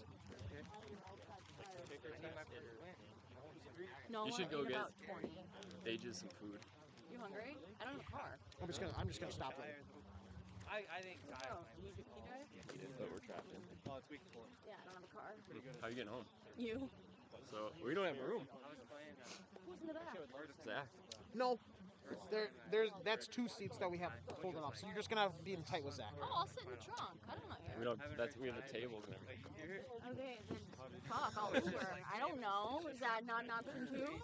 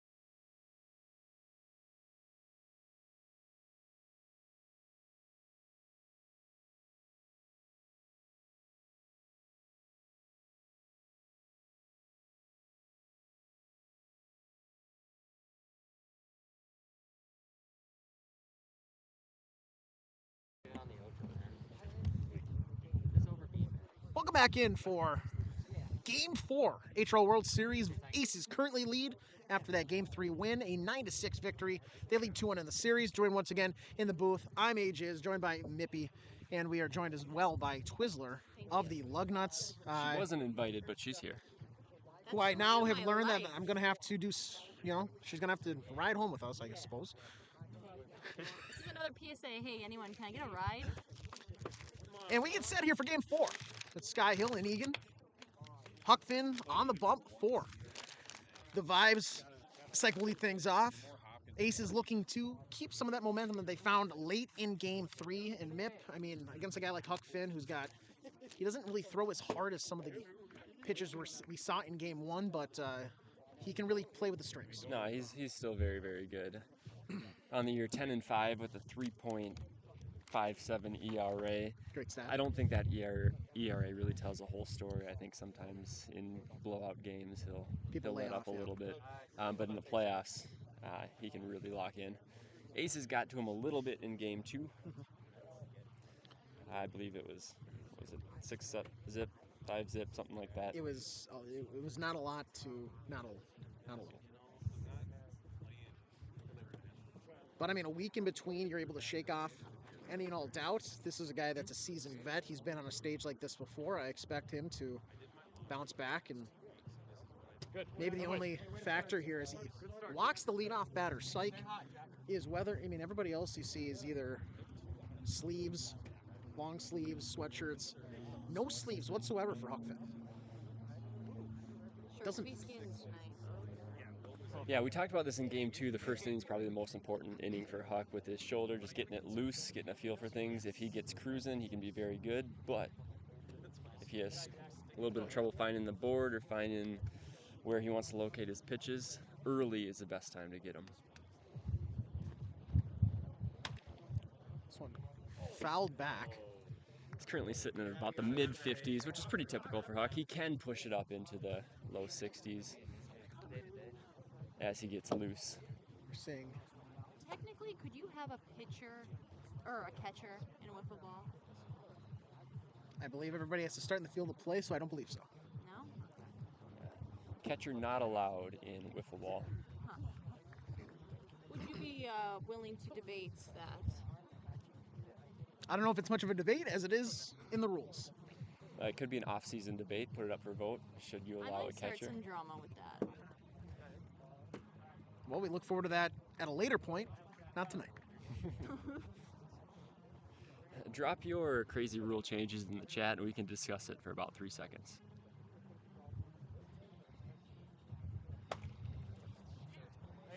Back to the pitcher's mound, picked up by Huck Finn for out number 1. Productive out though, Yep. moving Psych over to second. And now it'll be Dumpy up. Gloveless here once again Okay, as we saw in there you game go. 1. So maybe Yeah. I was completely wrong with my speculation. That's a big out there for Huck, just to see one out, start feeling a little comfortable, but also a productive out for Mihaf, getting the speedy Psych to second. The Vibes had a little bit of an issue covering home on some plays in game 1. When there was a potential play at the plate, nobody standing on home plate. Some of them were kind of some weird plays, so it's understandable. Let's see if there's a ground ball or a base hit if Huck covers the plate. Yeah, and some of those you can chalk it up to maybe miscommunication, lack of preparedness, but yeah, even some of the relay throws didn't quite look as smooth as you would expect. As that one cuts back in, Dumpy knows he missed one. Yeah, if you can throw pitches like that, you don't have to worry about a relay throw.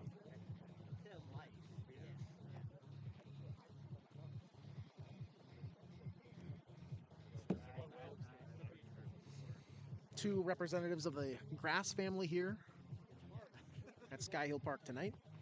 Who's the other one?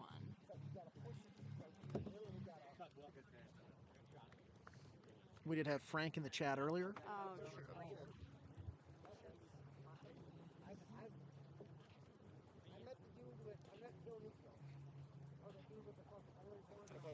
Now, playlist brought to you by the Vibes at an away park tonight. I wonder if that's a little bit of gamesmanship, whether the Vibes just didn't bring a speaker, but just an interesting note. Maybe the Ace is trying to get in the Vibes' head by starting their music before the Vibes did. Because you know the Vibes do have a very lengthy Italian playlist. They sure do. Is that why we've heard the same, like, 6 songs the past 4 games? Yep, so you can thank Will Grass for that playlist, also known as Dumpy, as Keanu steps into the plate. Yes, thank you, Keeks. As I said, 2 representatives from the Grass family are here tonight. Just you are the lone absentee. It turns out Mihaf is not related to Dumpy, which I found out this summer. It turns out Jack is not, in fact, short for Jackie Robinson. I'm not sure there was any speculation of that. I heard a few. I heard a few in the chat. I saw Why? Because he's a pioneer, first hit for the cycle in the World Series. perhaps. Breaking down racial barriers. Some barriers, sound barriers with the speed, Absolutely. flicking out a triple. Absolutely. Here's Keanu. Is Keanu a rookie this year? Keanu was not a rookie. He was actually a relatively favorable pick back when fantasy wiffle ball was a thing. I want to say 2 years ago. Had a couple of weeks where he just absolutely went off. As this one is fouled straight down onto home plate. Big moment here for the Aces early. If Keanu can get one up into the air, I think he's more of a pull hitter, so he might have to go opposite field. But a 3-run lead could almost feel like a dagger. One down here, 2 runners on. Also feel like a Jaeger. Shout out Dumpy's dad.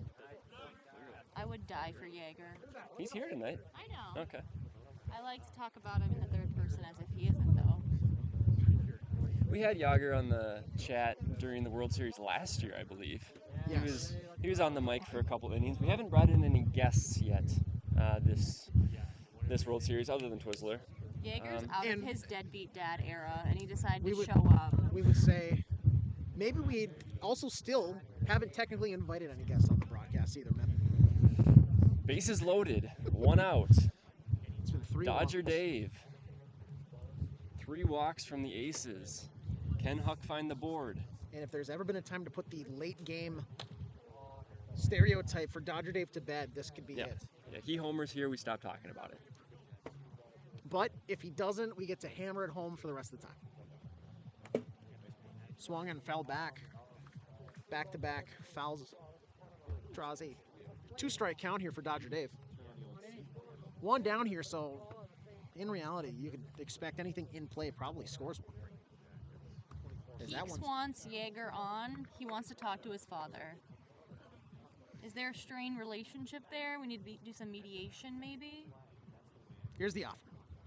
That one sails wide as well. 3-2, big pitch here. You know Huck's trying to just throw it right down the middle here. You don't want to get this thing full. He's got a challenge with this one. Ooh, and it's just off the edge. Just misses outside, and that will draw the count full.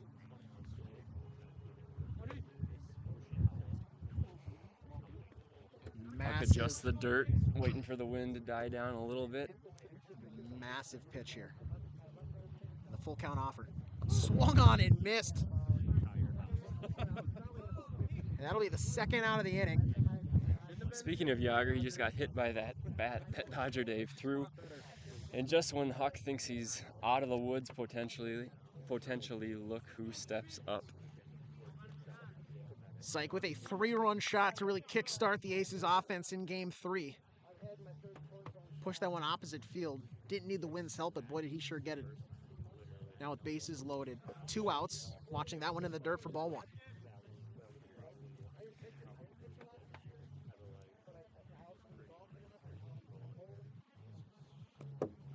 So, should Aces take the cup, would it be any of these folks' first cup?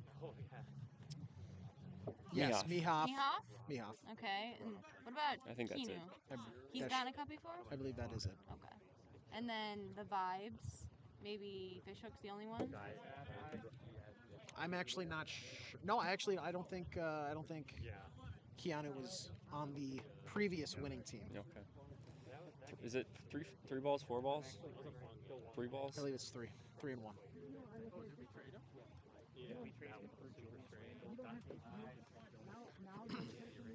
So that draws the count to 4 and 1. Pitch of the game so far. Here we go. We need a real show me pitch here from Huck. Syke taking all the way right there. That And it light proves has to be never smart. been more red. Full on stop sign. Which I've never seen from Syke. I've never seen a red light from him. So 2 down, bases loaded for Mihoff, who is in fuego as he unleashes on one. And maybe a sigh of relief by Huck knowing that he comes up empty.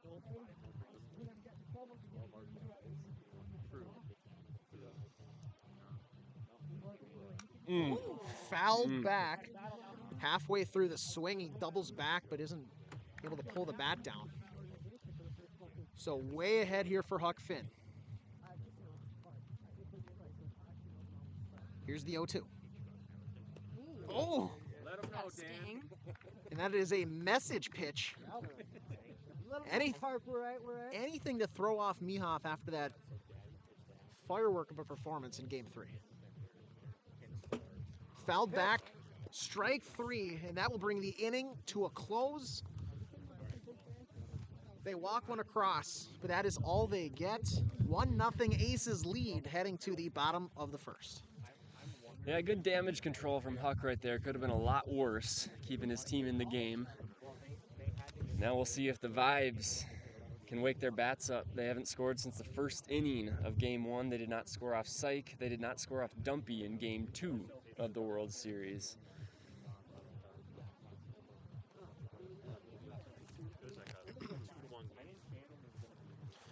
As we look to be just the camera angle, just a smidge.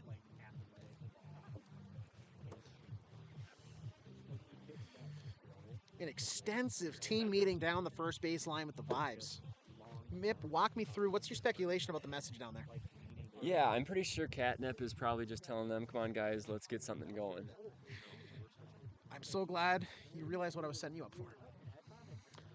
And frankly, there aren't any better words of encouragement other than that. Yeah, it definitely didn't work. Or it worked a little bit last game. They did squeeze across 2. So I guess I take back my statement that they hadn't scored since the first inning because Huck hit the 2-run homer in the 6th. But maybe the only mistake is not telling them to get something going earlier in the game. Yeah, and so that I think he called a team meeting. He has the scorebook in his hand right now. He's walking with great posture, great confidence. 6-4 there, don't. Looks like a man that just gave his team speech of the decade. I mean, there is many 5-8 there. many inspiring speech, Braveheart, before that battle. Pales in comparison to what I'm sure he said, getting the boys to go. So it is Dumpy on the mound here for the Aces in Game 4. Perfect game thrown in the city finals. What can you tell us about the scouting report on Dumpy? Yeah, Dumpy was 9-3 with a 2.80 ERA during the regular season. You can probably count on 2 hands career losses for Dumpy. I did not look that up, but I'm sure it's hovering not much more than 10. That was a good save, going from 1 to 2 hands mid-sentence. Yeah, yeah. Just in case. He's good. He's not that good though. Is it 6-2? HM. 6-3 on the knock. Oh, they scored? The power block turned off. I just had to turn it back on. Okay. 6-0 there. I'm at 84. Right. 6-3.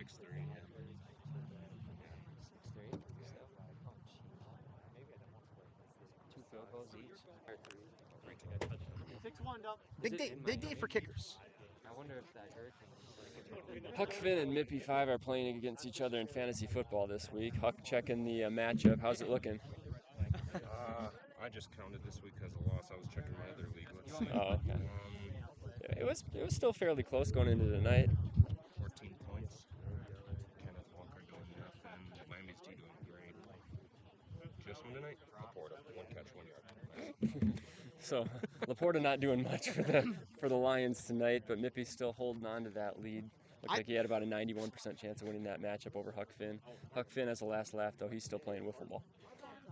I actually found out today that Sam Laporta is still alive after getting carted off the field last week. Hadn't heard a thing about him, and then it's like, yep, he's all set to go.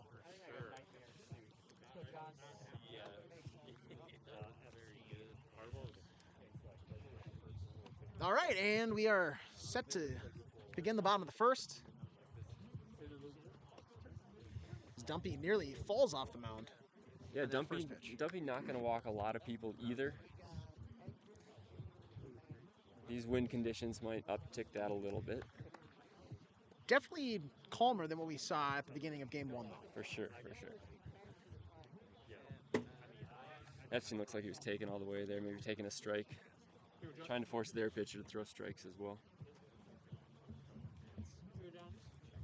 Keeps turning. All right.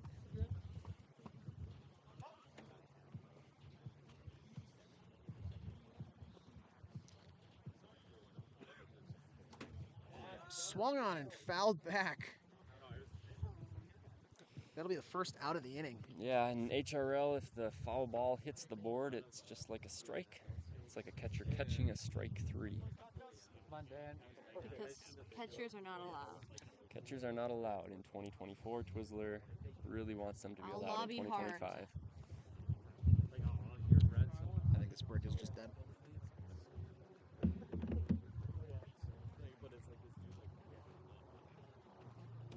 All right. Huck reaches on that pitch, uses the bat as a measuring stick for just how high above the zone that pitch was. And it really wasn't that high above the zone. No. Oh, That one, though, gets high, it gets deep, it gets gone! Playoff Huck, here to stay. Starts the vibes off with great vibes in the bottom of the first. Little deja vu for them as they take a 1-0 lead here in Game 4. No. Excuse me, a 1-1 game. Tied it up. I already forgot. Hey, thanks. Thanks. Trying my best. It was a walked-in run in the top of the first for the Aces, so that actually will tie the game. Yeah, Dumpy Can you go, kid?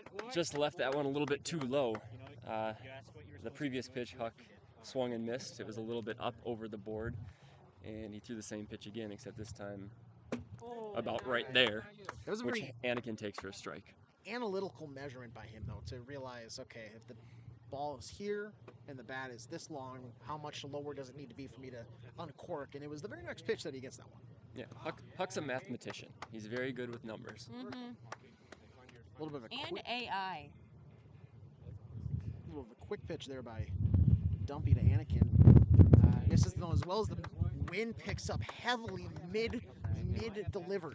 Yeah, I don't know if you can see on the stream, but there's dust clouds forming, tornado dust clouds occasionally as Dumpy steps off. Usually by sunset, the wind has died down, but not tonight.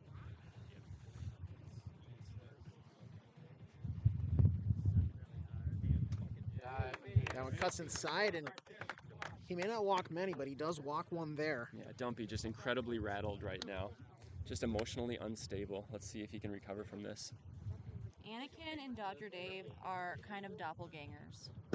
About the mental stability of a bride getting left at the altar right now. Mm-hmm. As he pumps one right down the middle.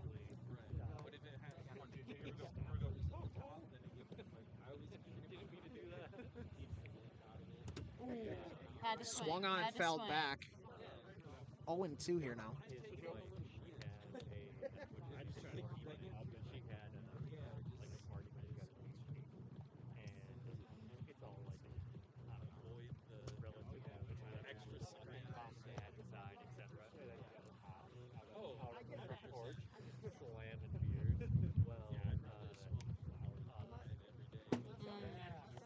Freezes him for strike 3. Yeah, that's what they call a sword right there. Shing! Just a horrible looking swing, great pitch. So it'll be catnip, and if there's anyone to get something going here, Who's Jack Hansen?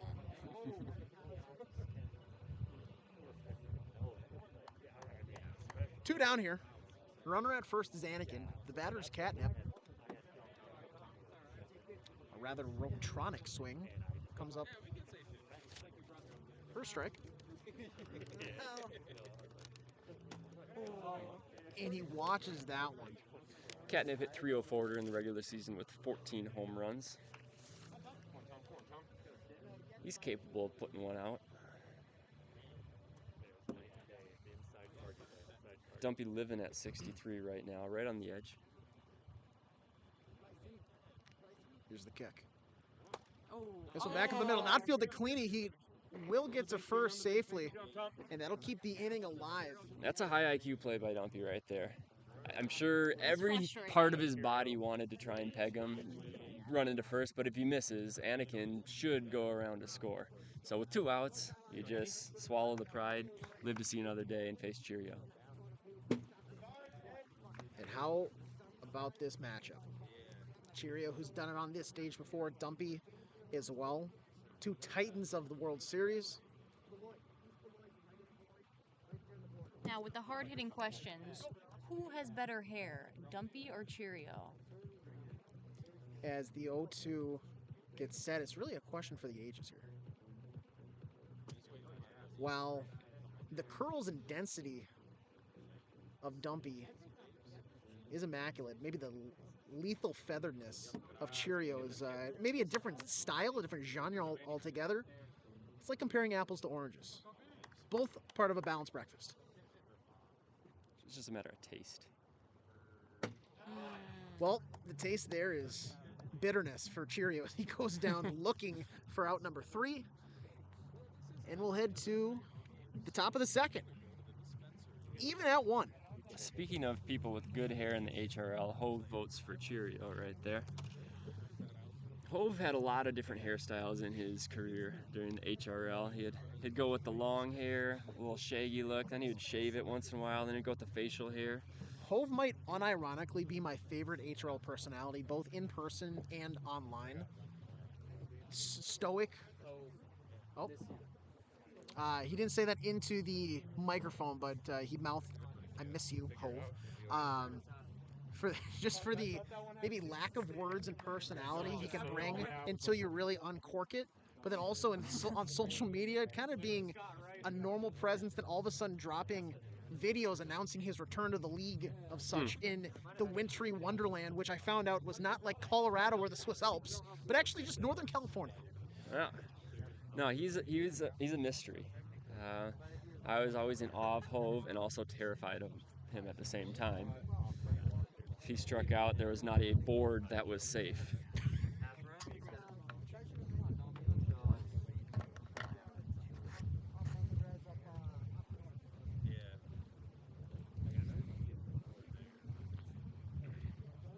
Some meticulous dirt kicking here as we get set underway, top of second. And the first delivery catches the back of Dumpy. Yeah, new life for Huck now that he provided himself. Brand new ball game. Watch your lips. Here's the 2-0. Wind picking up there and just bringing that one way outside. Just when you think the wind's going to be dead, it announces its presence again.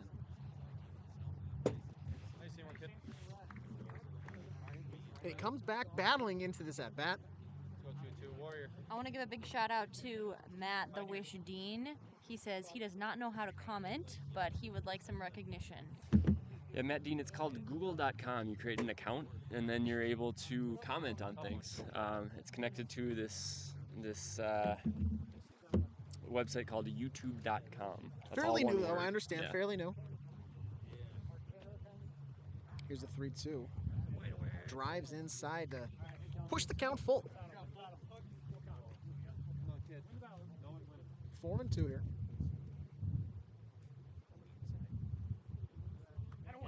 And he wears ball 5. So a leadoff walk, and as the old verbiage says, leadoff walks turn to leadoff runs. We'll have to see if that rings true here as Keanu steps in. I thought the verbiage was walks will haunt. Are they both kind of synonymous?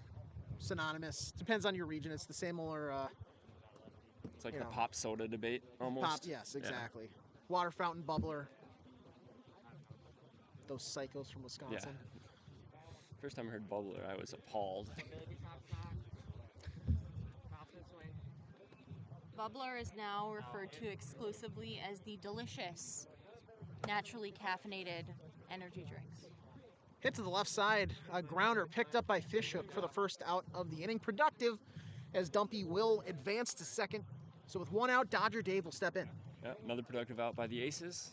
Once again, on a night like tonight, I'm sure Huck will take that, though. It's all about the small victories here, but the biggest victory is whether or not he can keep Dumpy from coming around to score. This is when Huck kind of needs to rear back and get a strikeout, because anything not hit directly at somebody is going to be a run right here. And speaking of who it could potentially be hit towards, defensive alignment, left field, Fish Hook, right field, Epstein. Huck on the mound for the Vibes here in Game 4. With a 54-mile-per-hour strike, catches that inside half of the board. Yeah, if you're going to throw 54, that's where you got to throw it, low and in. Never crosses the heart of the plate. Righty can't do much with that. Little hezzy on the delivery here, as that one is a slider that just drops out of the zone.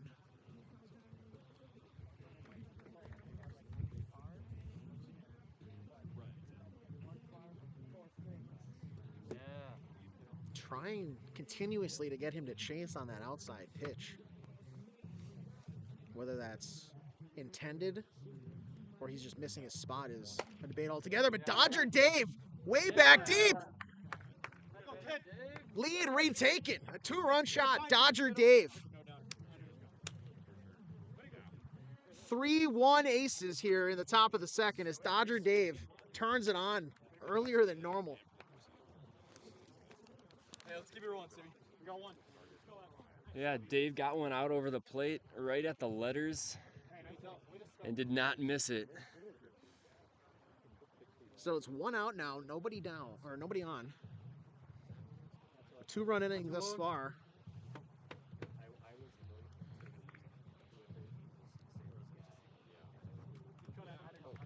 And a big cut on a 55-mile-per-hour drop pitch. Okay, we got a question for the viewers or the commentators.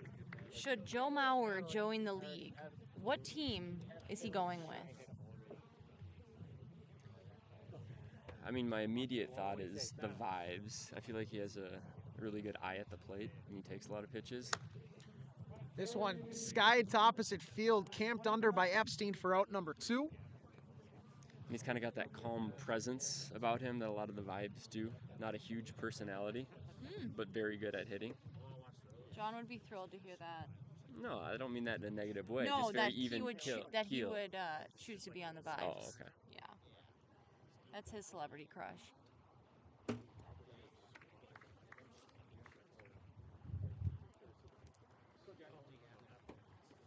So an 0-1 count here to Mihoff. Top of the second, 2 down.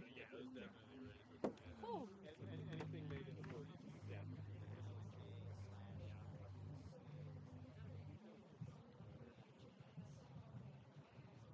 Dead leg swing there, fouled.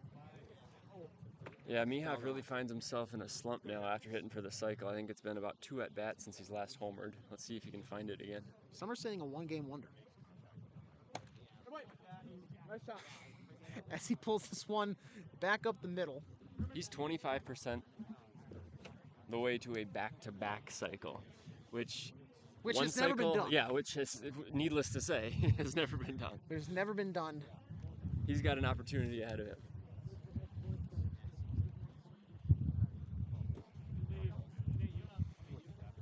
So 2 down now, a runner on.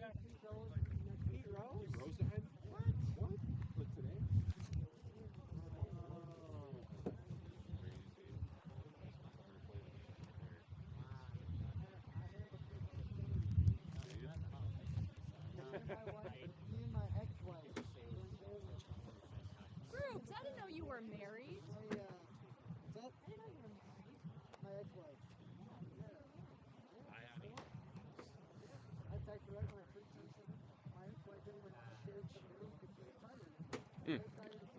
Good pitch from Huck there.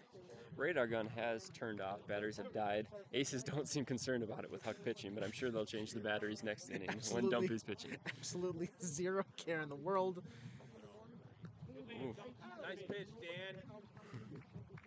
This pro Vibes crowd loved that pitch right there.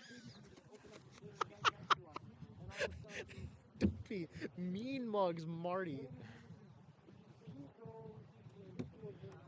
After the peanut gallery applauds the ball that drifted in and up on him. I'm expecting a gargantuan swing here. He looks locked in. Not quite. He probably wishes he would have, as that one catches the inside for strike 3, and that will bring the inning to a close. A 2-run inning, though, will put the Aces up 3-1. Dodger Dave, the difference maker there. As we head to the bottom of the second, if my memory serves correct, it'll be Epstein, top of the order, leading things out for the Vibes, followed by Huckfin and Anakin. If anyone else said that, no. It was probably. I'm so glad it was you, though. What did you say? I didn't hear it. I didn't say it. He said if anybody else said that, it was a problem. I said tonight you should probably come here too. We need to get All right, I'm not sure if you could hear what Epstein was saying, but he said, Franklin, if you're watching, text Epstein. He's trying to get inside the Aces' heads. It's good that you guys won 3-0 yesterday. Oh, yeah. I need a sack. Probably were like. Can't do anything. He takes it like an NFL coach week by week, not like a team strategy. Oh, a little animosity now. Saying that the next 2 games are very crucial. Here we go. Porto and like Here we go.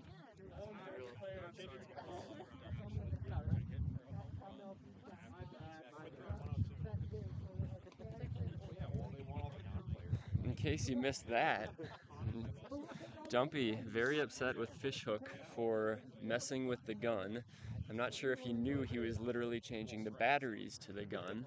And I think a little unironic verbal spat right there. Oh yeah. And No, there's some tempers flaring now. This is the testosterone. This is the energy we need in a World Series. This is wiffle ball. It's very serious. I absolutely love it. Have you ever seen a punch thrown in wiffle ball? And it continues here. Fishhook not backing down. You gotta ask yourself, if you really wanted to get in the head games mentality here, Mip, if you were the Vibes, would you even allow Dumpy to get those warm-up pitches in? Most pitchers, take their initial ones at the start of the game and then leave it at that. Dumpy, though, he does like to get 3 to 5 in before every inning. Yeah, well, to answer that question, we did allow him to do that when we played him last series. I think a couple times we questioned it. Possibly a mistake as this And one's fouled possibly off. stood in the box and watched him. Yeah. But yeah, I know Taco is another guy who likes taking warm-up pitches every single inning. So there's a few pitchers that like to do it, but yeah, most pitchers just do their warm-ups at the beginning of the game and then that's it.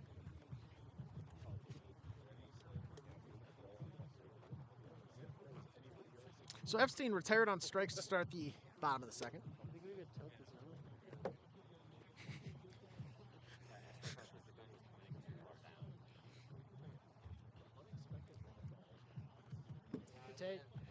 Now, just as a viewer, sheer entertainment, we need a Fishhook bomb. If not this inning, next inning, and we need a lot of taunting rounding the bases. Stare at Dumpy the entire time. At the slowest trot in the history. He may have to pick up the radar gun and carry it around the bases if that happens. I'm already thinking of my best speed gun lines. I can't think of any right now. A big cut comes up empty.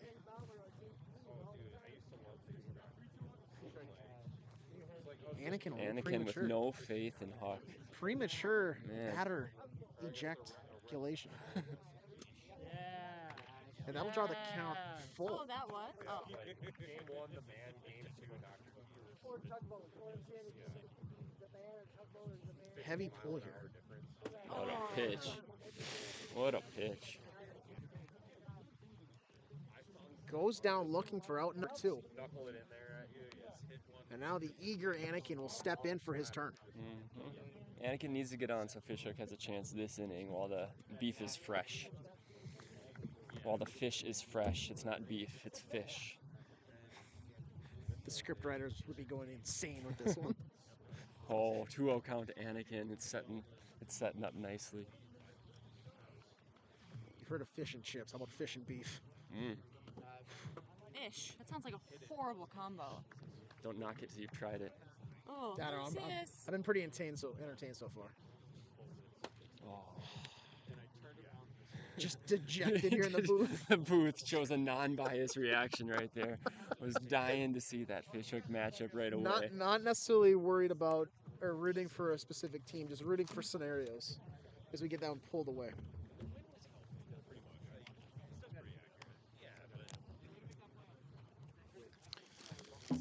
So we have top three. 3-1 game. Aces lead by 2.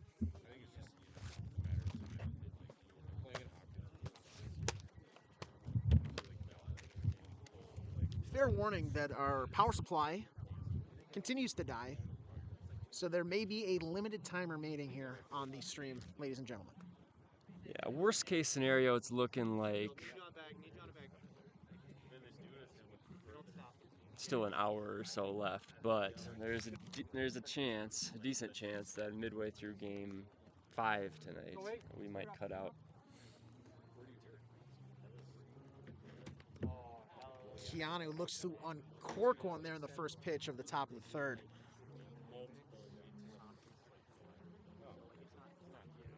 Eclipsing now the 2-hour mark of tonight's affair. Yeah, we were kind of talking about that there were going to be pretty quick games coming into the fields tonight, and it's been anything but. A lot of balls, a lot of walks. And let me tell you, for those of us with work early in the morning, not super thrilled. Will you get that bat down?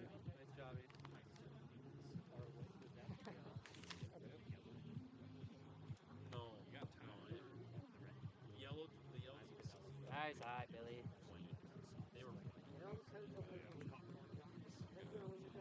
Now, what do you make of? There you go, Billy. Great start. Huckfin continuing with this wind dying down, just really struggling to find the water types. Yeah, this one, I don't know if it's so much as wind as just having some control issues.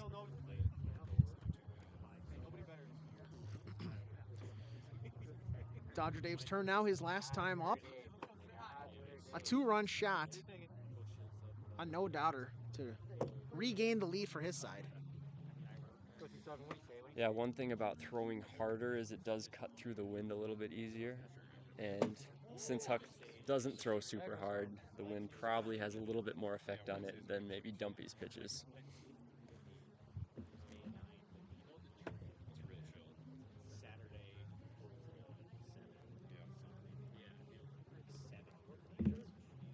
Oh, nasty. 101. Dial it back. Huckfin nearly throwing his arm out there on the mound.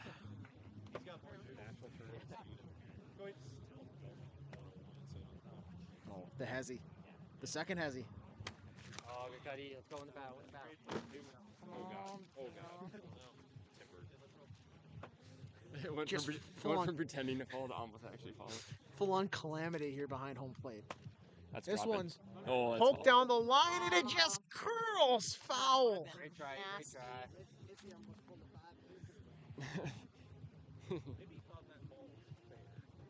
Off the bat, I thought that was fair. Now I did. Pete Rose? I think you gotta break that news. Wow. Okay. Brutal day for the sports world. Drive to right field like Castellanos. First, the Kembe Mutombo. Wait, what? Yeah, Mutombo died? Come on, win the battle. Let's go. Did Kembe died? Dikembe Mutombo passing earlier this morning. Pete Rose in the afternoon. Possibly someone's playoff hopes here tonight. Or, excuse me, World Series Come on, easy. championship hopes here tonight. Back to back. Sorry, I'm just looking. Oh, you're good. It's 3-1. Thank you. All right, so breaking news. Yeah. Breaking news on multiple accounts here in the world of death. Dikembe Mutombo, NBA legend, Pete Rose, baseball legend, both no longer breathing. Wow, E, let's go. Win it right here, E. Come on.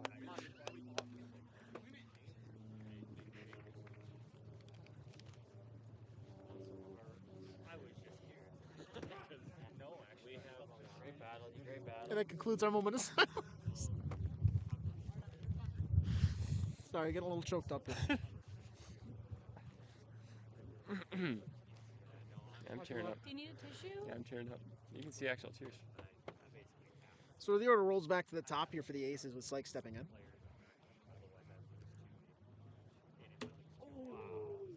Phil. What a pitch.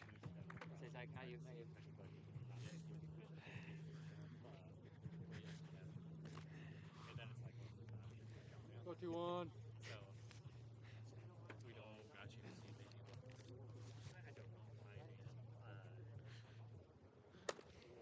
This one chopped hard the other way.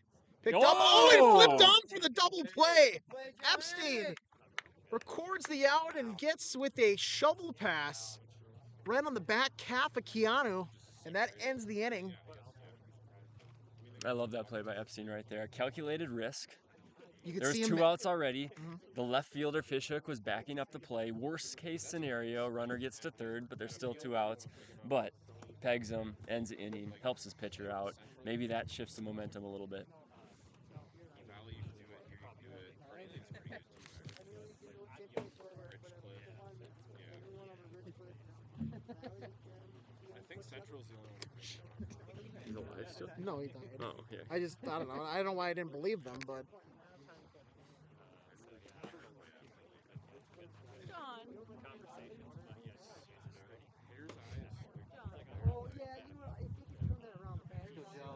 So like it was like when you're like when we used to bat like closer to the building side and you hit into like the trees, you could see it better.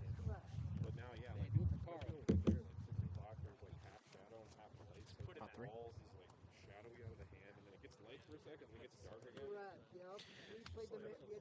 all right. Fishhook heading to the box to lead off the bottom of the third here for the Vibes. Good swing. Good swing. And that would have been the beef hooker we needed. Oh, yeah, here we go. A healthy hack. Here we go. Maybe tempers have simmered, or maybe the frying pan is still hot. And again, he gives him another pitch that he could potentially take deep. Yeah, that first one was a lot more hittable than that second one. That second one's right on the hands. Oh. And he brings that slider a little off speed, a little change of direction. Incredible sequence by Dumpy right there. That competitive fire sometimes fuels him. And if he gets a little testosterone flowing, that competitive juice flowing, that kind of wakes him up a little bit. Sort of like Jordan just, telling himself that the opposition said something mean to him, using that as fuel. Dumpy maybe knowingly accused them of tampering with the radar gun despite knowing the batteries were dead, just to simply get himself more locked in. Just to take it personally, if you will.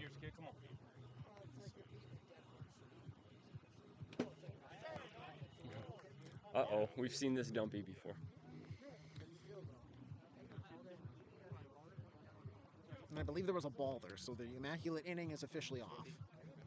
Interesting move by Cheerio there. He turns off the gun before his at-bat. A bold move, honestly. I don't know if he realized he did it. The equivalent of going all in on a hand of poker and then not looking at your cards whatsoever. I feel like that's like looking at a 7-2 offsuit and then going all in. Oh, and Cheerio deep to center. That one's going to fall at the base of the wall, and he'll be in with a single.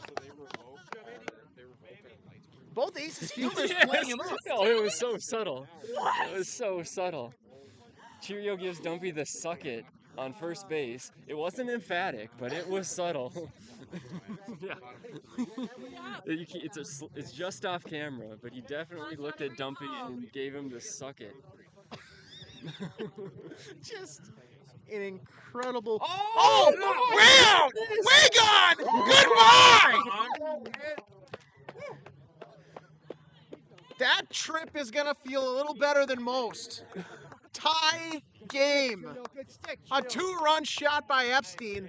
Kept alive off the bat of Cheerio, who got aboard. Epstein has one curled just opposite field over the wall and gone. And we have a 3-3 game here at Sky Hill. Oh, Hawk Finn wanted to immediately jump on any negativity.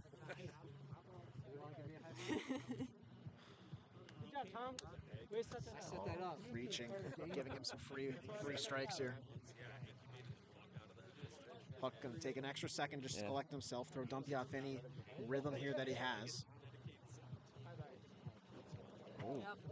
Huckfin is looking to swing. The dam is leaking. Can they burst it open? That one not even close. Drawing the count to 2-2. Frazzled. Go, Dan.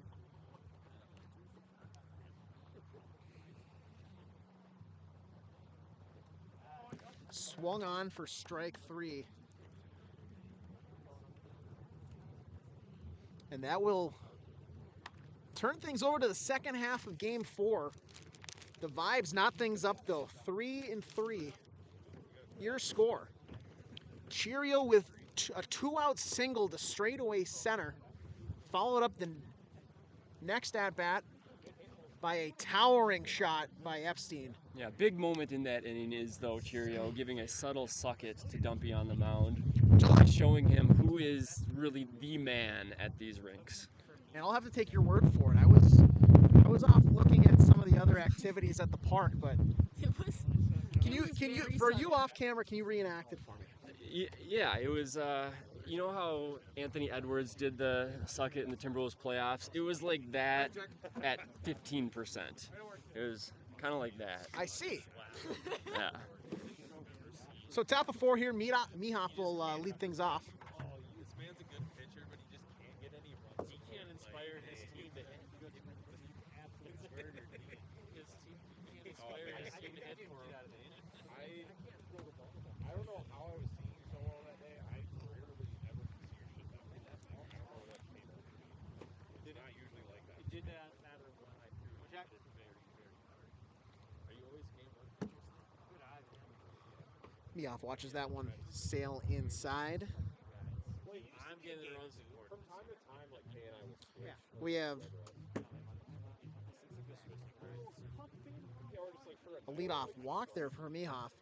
Wind continuing deep here into 8 o'clock hour. 16 mile-per-hour winds going northwest with 33 mile-per-hour gusts, according to the weather app on my phone. I was just gonna say you did that just off feel, but No, you had to out yourself. I pulled back the curtain on here. We don't shy away from letting the viewers into exactly our methods. A half-hearted swing in that one. Off the handle, picked up, but does advance the leadoff walk over to second base. I feel like we've seen this movie before. You know, Leadoff walk, ground out, and then we'll see what happens. Then let's play the inning. and I feel like I have said it basically the same thing every time. Oh yeah, that's the. So I'll say something that I haven't said. Banana Eagle. Didn't expect that one, did you?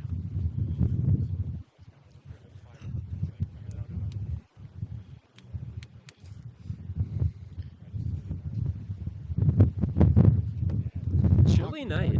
Yeah. I am regretting not wearing longer pants. Yeah, Huck's still going with the cutoff. Most of the players still going with the sleeves, but our camera and setup equipment is just blowing around right now. Unheard of for a World Series game after sunset.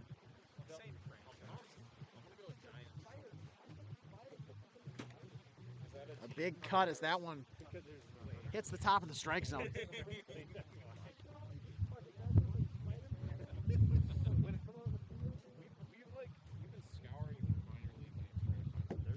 And Huckfin continuing to try to have to go with the ebb and flow of the wind here.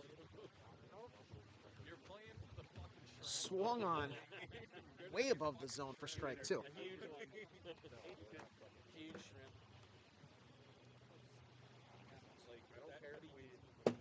Oh, and a cold strike 3 sits Keanu down to make it 2 outs here in the top of the 4th. And now Dodger Dave, who we already have seen take Huckfin deep here in game 4, will look to settle back in and retake that lead. 2 down, Mihoff on second.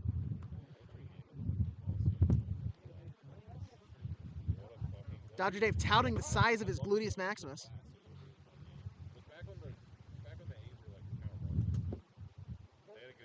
As he quickly quickly jumps out to a 2-0 lead in the count. No, it was after that. It was probably like 0-3. Eric Chavez. Massive change of the vibe and the music here. Barry Zito. Going from a titanium remix to something much, much heavier. Not as heavy as that drop pitch, though, that catches the board at 40 miles per hour. Yeah, the gun tilted downward, so it's probably reading incorrectly at this point, but I'm not going to get in the middle of that. This one pulled down the line to the left and picked up by Fishhook. A crucial stop and a out recorded. Mehoff was charging around third, surely would have scored. But that's a big what if as we head to the bottom of the fourth, tied at 3. Yeah, big run-saving play by Fishhook right there. Running close to the wall, getting it right before it hits the wall. That for sure scores a run if he does not make that play cleanly. In the HRL, if you bobble it and it hits the ground, it's a single. Now, Miff, if I look at these football games tonight and I still see low scores, I'm going to be really upset. Okay, all right.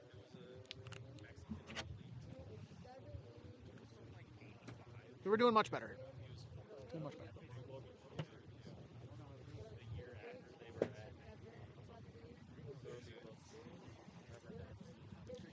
So it'll be Anakin, I think, leading things off. Anakin, Fishhook, Catnip to begin the inning.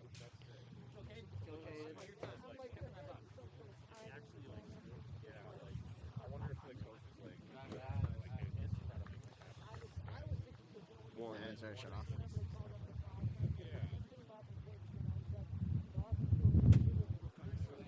Massive cut by Anakin.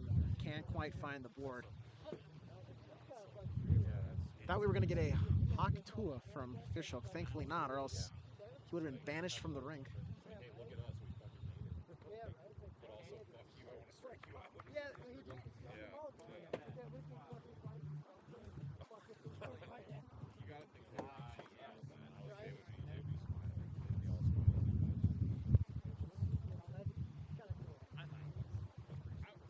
Dumpy checking the wind direction. Once again, noting northwest. This one is hit hard but on the ground as he'll be retired after it being picked up by Mehoff and left. One down here in the bottom of the fourth. We do need to give a shout out to the Egan grass tonight. Typically the Egan grass is a jungle and any ground ball doesn't even leave the infield, but it's either been, as the mic gets destroyed by that ball, it's either been mowed immaculately tonight or it's just late in the season and it's all weeds, but I feel like it's been mowed immaculately. See, you went with the word jungle. I would use a different word that starts with a J, an absolute joke. Usually it's a massive joke, but they very well kept field here tonight. Little artistry as well. Yeah, shout out Epstein on the spray paint. The city of Egan did the lines. Epstein, anytime he makes the World Series, will spray paint the home field with both teams' logos. They're just off camera right now down the first base line, but both of them done really nicely. And that elusive HRL Cup. That is in frame right past the dead zone. As Fisher goes down swinging for out number 1. Or excuse me, out number 2. And it'll draw up Catnip, and we would love to see some more fireworks here as that one reads 65 on the gun. So that is actually a warning. It's the first one they've called him out on. He's thrown a few over, but first one he's gotten called out on. So fresh count here. First one that's been noticed.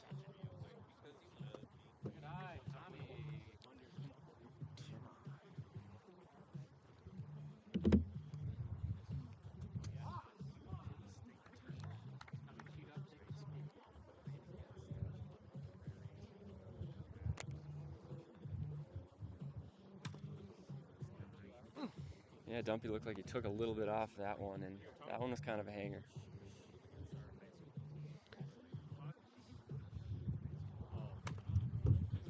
Fouled straight down. Yeah, Catnip getting some good pitches to hit. Just enough downward movement for him to follow him straight down. This one hit down the left field line, but camped under by Mehoff. Looked a little more promiseful off the bat, but died in this late September wind. Hours away from October wiffle ball. Let's hope we don't get October wiffle ball tonight.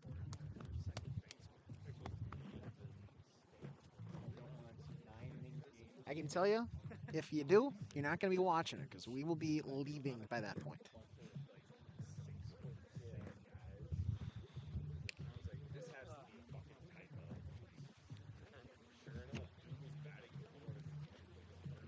Just getting the juices pumping there. Yeah. Chilly night. Have to go for a little jog.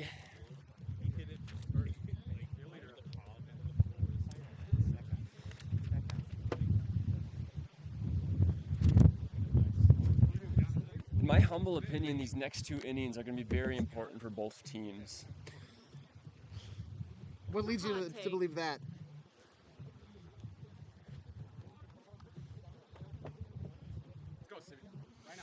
All right, top of 5 here. 3-3 game. Who can be better over the next 2? Starts off with the top of the order for the Aces as Syke steps in.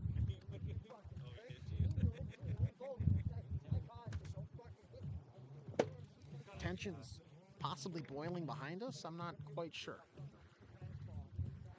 Nope, he's just telling a story. Yeah.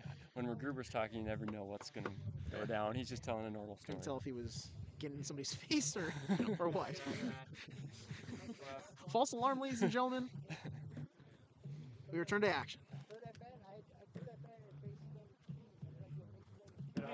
That one left a little low. A good take by Syke. Yeah, that's an intentional pitch there from Huck right there. Trying to get Syke to chase, but Syke does not. A little hazy on the mound. Then a quick pitch. This one sailed out deep to center off the top of the wall. It went through, I believe. So that will be a ground rule double. Egan bit in the ass by their own field. Yeah, so there's a small slit right between the gate, the fence, and the gate part of the fence. That sounded too powerful to not go over. And it went right through that little opening. So Syke gains second. Let's see if that proves to be costly for the Vibes. Nobody down here is Mehoff. Possibly a heat check on that swing. Yeah, it's the first time the Aces have had a runner at second with nobody out. They've had a lot of runners at second with 1 out. Just unfounded territory for this Aces squad. 2 ground balls is a run. They're not comfortable with batting with somebody at second base with 0 outs. Very comfortable with 1.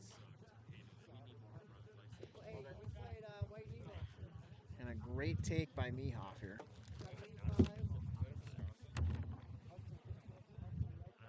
Dodger Dave playing the role of third base coach down there, as that one comes nowhere close to the redwood.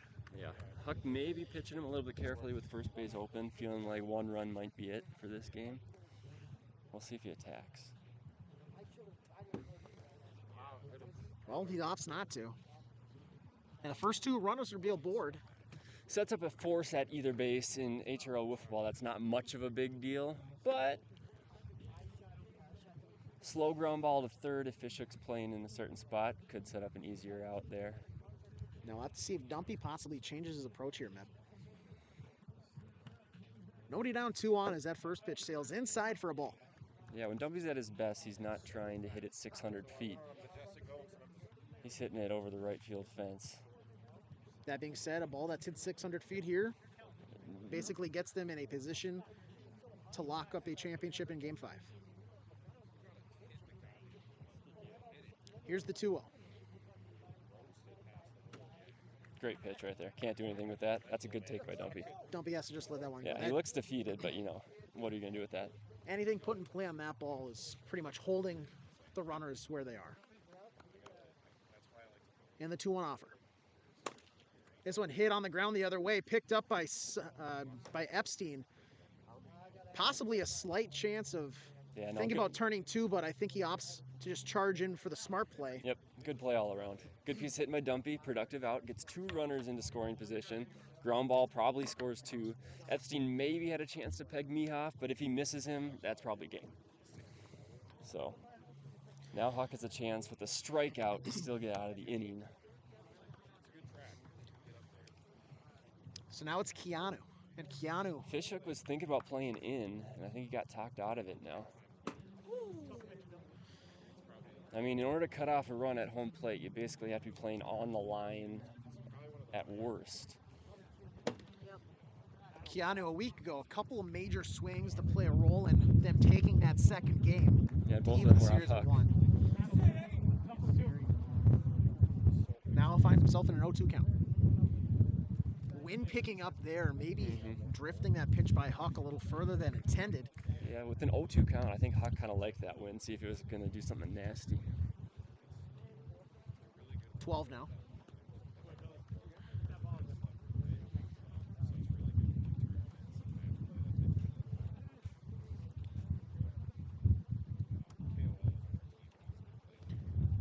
The 2-2 look. Sheesh. Fouled back. Almost ended our stream right there. Little Bee Gees there staying alive. Finding new life. And he wears that one with pride, drawing the count to 3-2. And I know first base is open, but Huck is not trying to walk Keanu right now. You got to pick a spot to go after them at some point here, Mip. And that is the pitch to do it. He sets down Keanu swinging. Now a chance for the Vibes to escape this conundrum. Runners on second and third. But the always dangerous in late game settings, Dodger Dave steps in here.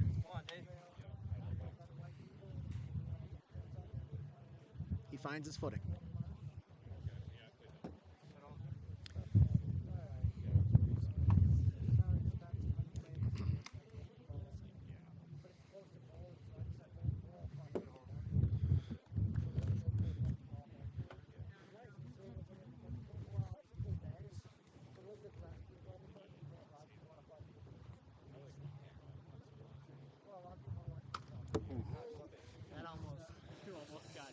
That was Dave's pitch right there, 2-0. He knows Huck's not trying to walk him. Balled it straight back. Here's the 2-1. Now Dave is going to be in that same situation. He's going to be in swing mode. He's going to look for one right down the middle. If he's going to do some damage, this could be the pitch. The question is, how safe does Huck Finn want to be? What a nasty pitch. Just right down the middle, but so much break. That is a big game pitch by a big game pitcher right there. Now Huck kind of in a little bit more control. He doesn't have to throw a strike here, but he probably also doesn't want to run the count full. The 3-2 pitch. That same 63 slider. from Huck. That's the first time we've seen him even get close. Digs deep in that bag of his. Here we go, pitch of the night. Full count here. 2 down. First base is open. That one is left above the strike zone. And that will load things up as Keanu will replace the runner Syke at third. And that order rolls back to the top. Syke, a massive home run in game 3 here, the first game of the night. A 3-run shot to get his team even back up after falling down 4-0. Now in a deadlock situation at 3. Folks, if you haven't tuned in yet, now is the time to turn on the stream. 2 outs. Top 5. The perennial MVP.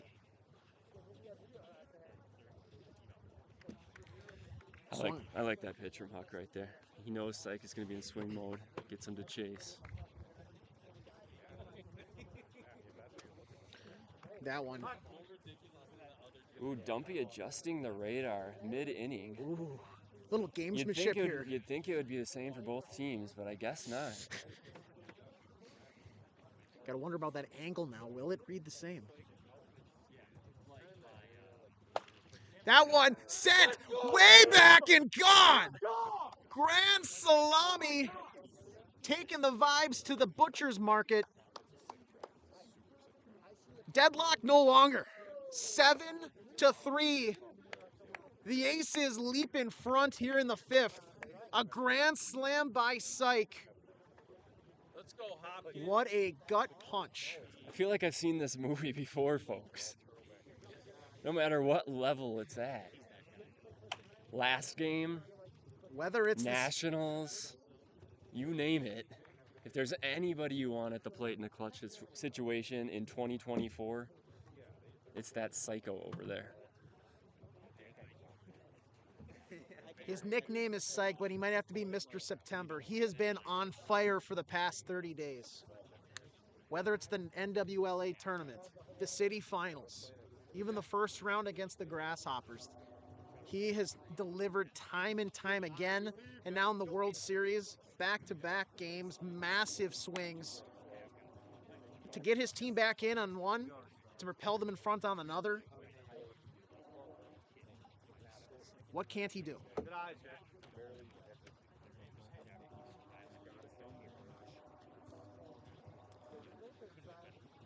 Now people in the grounds are wondering if Josh LaRue may have jinxed it with saying, let's go Egan right before that home run. It's the classic daddy curse. As soon as daddy starts cheering for you, you're doomed. And a 2-out walk will send Mehoff down to first base. Dumpy will step in now, looking to get a little more insurance for himself on the mound.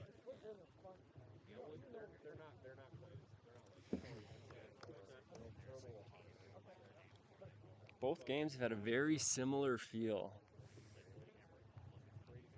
Vibes throwing a few punches, Aces throwing a few punches, but then it's Psych with the big blow.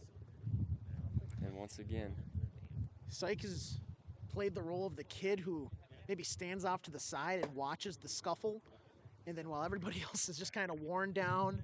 He pulls out an AR-15. Whoa, jeez. I was gonna say he steps in and takes a full registered shot on somebody who's defenseless. Not quite as gruesome. Jeez. They're legal. All right, we'll talk politics another time. That.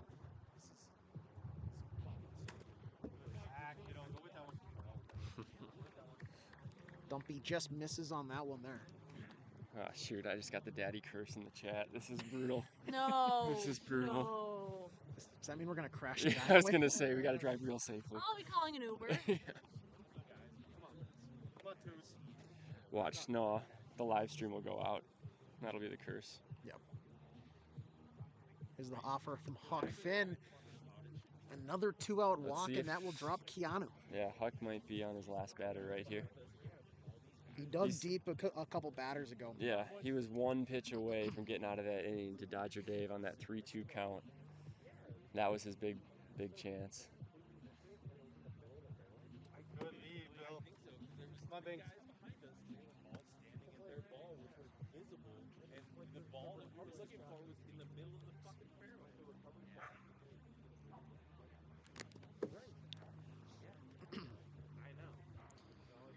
Keanu looking like he's trying to drive a dagger in the hearts of the Vibes here with a massive swing.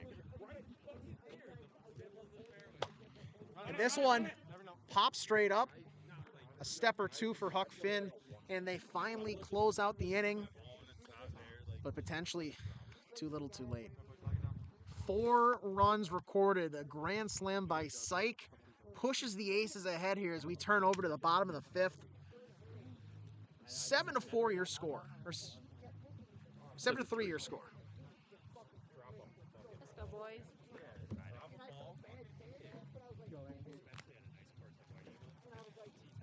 And now, Mip, if you're standing on the sidelines in the dugout of the Vibes, what would you potentially be saying to really rally the troops here? You know, there's not a lot that could be said. You could maybe be like, all right, guys, let's get something going. But other than that, what else are you going to say? I mean, really, that is about it. Let's see how early Catnip decides to break out that catchphrase. If there's ever a time, this could be it. But he might wait till the bottom of the 6th. He did that the last time around. They needed 5. They only got 2. Down by 4. I think the 5th would be the perfect time to break out that. You know, if you're averaging 2 runs an inning with that saying said. But you wonder if it wears off if it's said too often. So, I mean, he's the master at it. He knows when to use it. He knows how to optimize the catchphrase. I think we're maybe not even looking at the real task at hand here as Cheerio awaits the pitch. He may have something else in his bag. Something Oh, else that no. packs Stop. a little more. Stop it. Stop it. That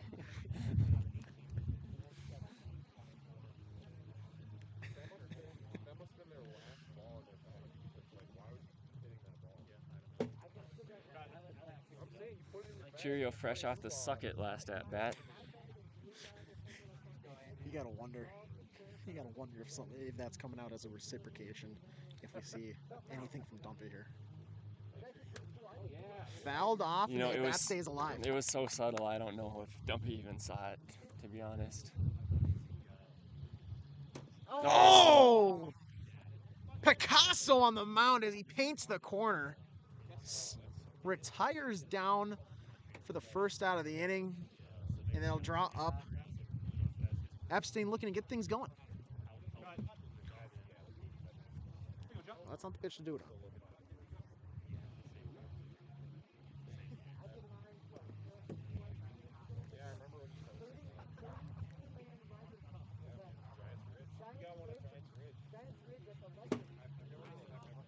A pitch that he can hit, he hesitates slightly and just falls behind on it. Yeah, that slider looks slow for a second, but then it explodes at the end. Then you'll end up being late on it. High, not quite deep. Oh, and it falls. A little bit of miscommunication. What would have been a home run in an elevator shaft falls for a very tall single.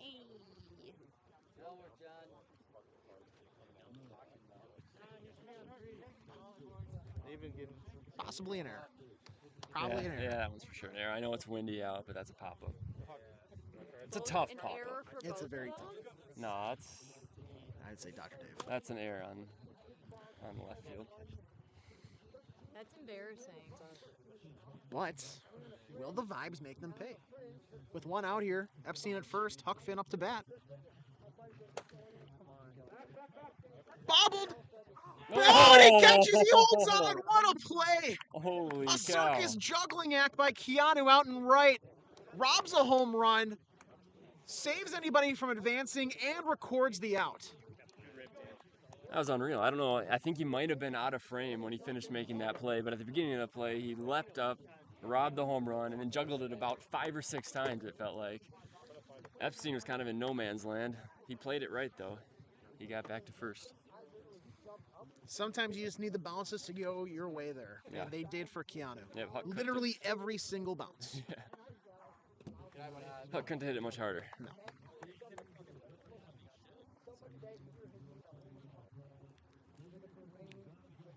What the hell was that?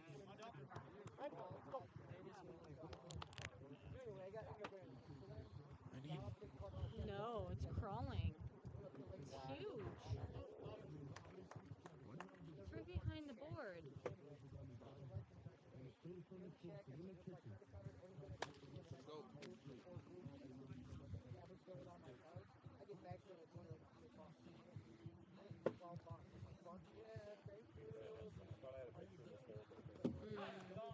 And a vicious cut records the third out. And we'll head to the top of the 6th. It's a 7-3 ball game. Aces, similar position as game 3, looking to tack on some insurance runs here before closing it out for a 3-1 game lead here in the World Series. Yeah, I would say we might see a champion tonight, and we might at the rinks, but in terms of the live stream, it doesn't look like we're going to be able to have enough juice left to witness a champion unless game 3 goes in about 30 minutes, because we got about 45 minutes left of battery on this laptop.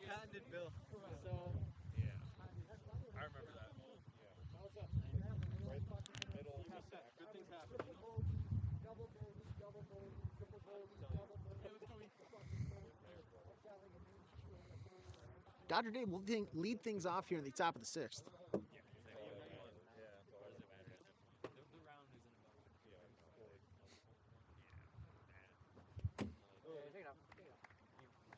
These are the at-bats that are fun if you're on the Aces. You're already up 4.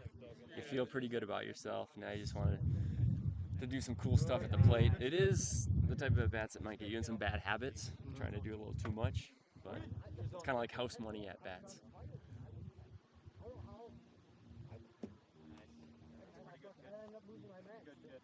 Looking ahead to Game 5, I'm sure we're going to see Epstein once again. And you'd imagine probably Psych, unless they feel rather confident that Mihaf can battle the wind that still continues to persist. Yeah, it is dying down a little bit. I think that'll help Epstein a little bit. But there are still gusts. Dodger Dave out to straightaway center. And gone! He does it again! A solo shot this time in the top of the 6th. And their lead is now 5. Yeah, that one just kept on carrying. He got it all, but I didn't think it was going to quite have enough, but it got out over the center field fence, and primetime Dave, 6th inning. That man lives for innings 4, 5, and 6.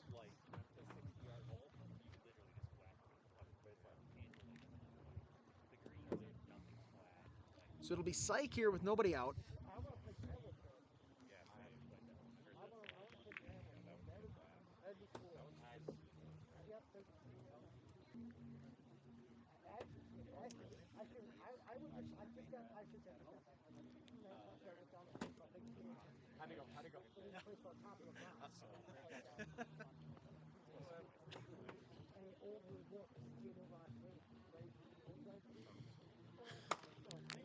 A chopper dies in that Egan grass picked up by Epstein for out number 1.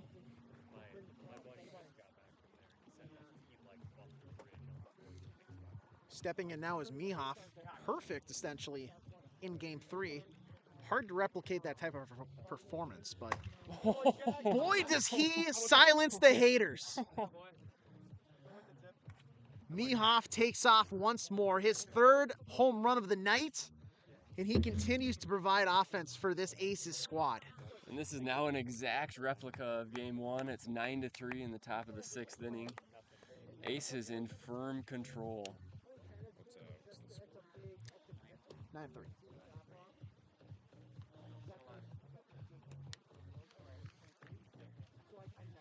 I can promise you Dumpy is going to swing about as hard as you've seen someone swing in this at-bat. He may swing so hard his torso rotates off the top of his body. If he gets one to hit, that is.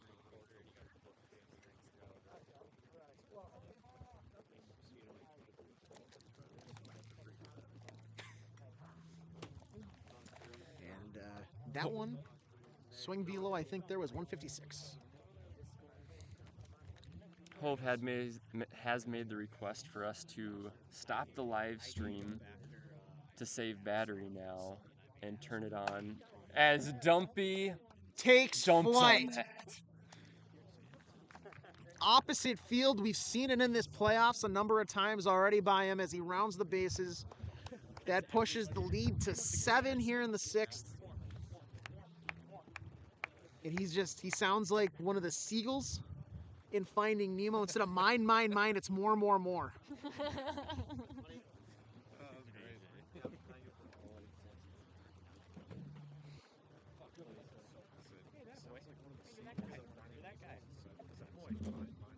So there has been a request in the chat to end the live stream, maybe right after this game, maybe finish this game, go offline for a bit, and kind of save the juice for the end of Game 5 for the exciting moments potentially. Let us know in the chat what you'd prefer. All 400 of you watching, just let us know.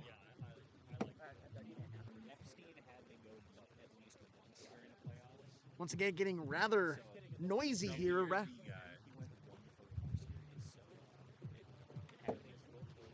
Big cut by Keanu.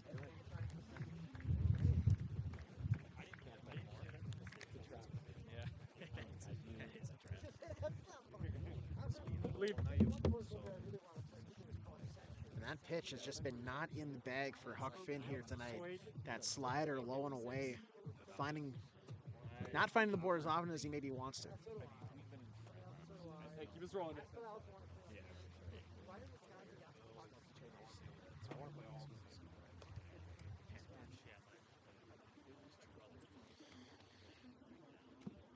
Tries to go inside, can't get it to cut.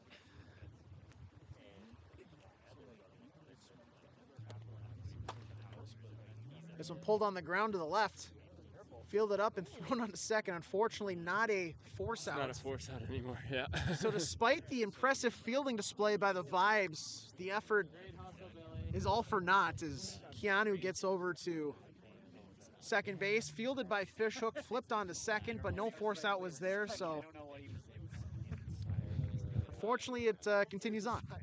One thing we could do is immediately after this game, no post-game interview, go find an outlet, plug in this laptop to get juiced up a little bit, and hopefully bring you innings maybe 4 through 6, Yeah, depending on how quickly it charges and how quickly they start game 5. Yeah, so if everybody's fine with potentially missing the first couple of innings while we do that, may have to be the move here as we drift down into the, I believe, maybe low 30s, high 20s for battery percentage. And honestly, cutting out of this game does not sound like a horrible idea with a 7-run lead.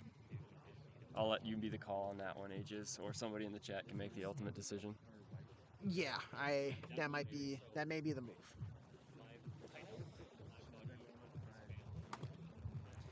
So as Psych bats, he'll be the last batter that we live Yeah. stream.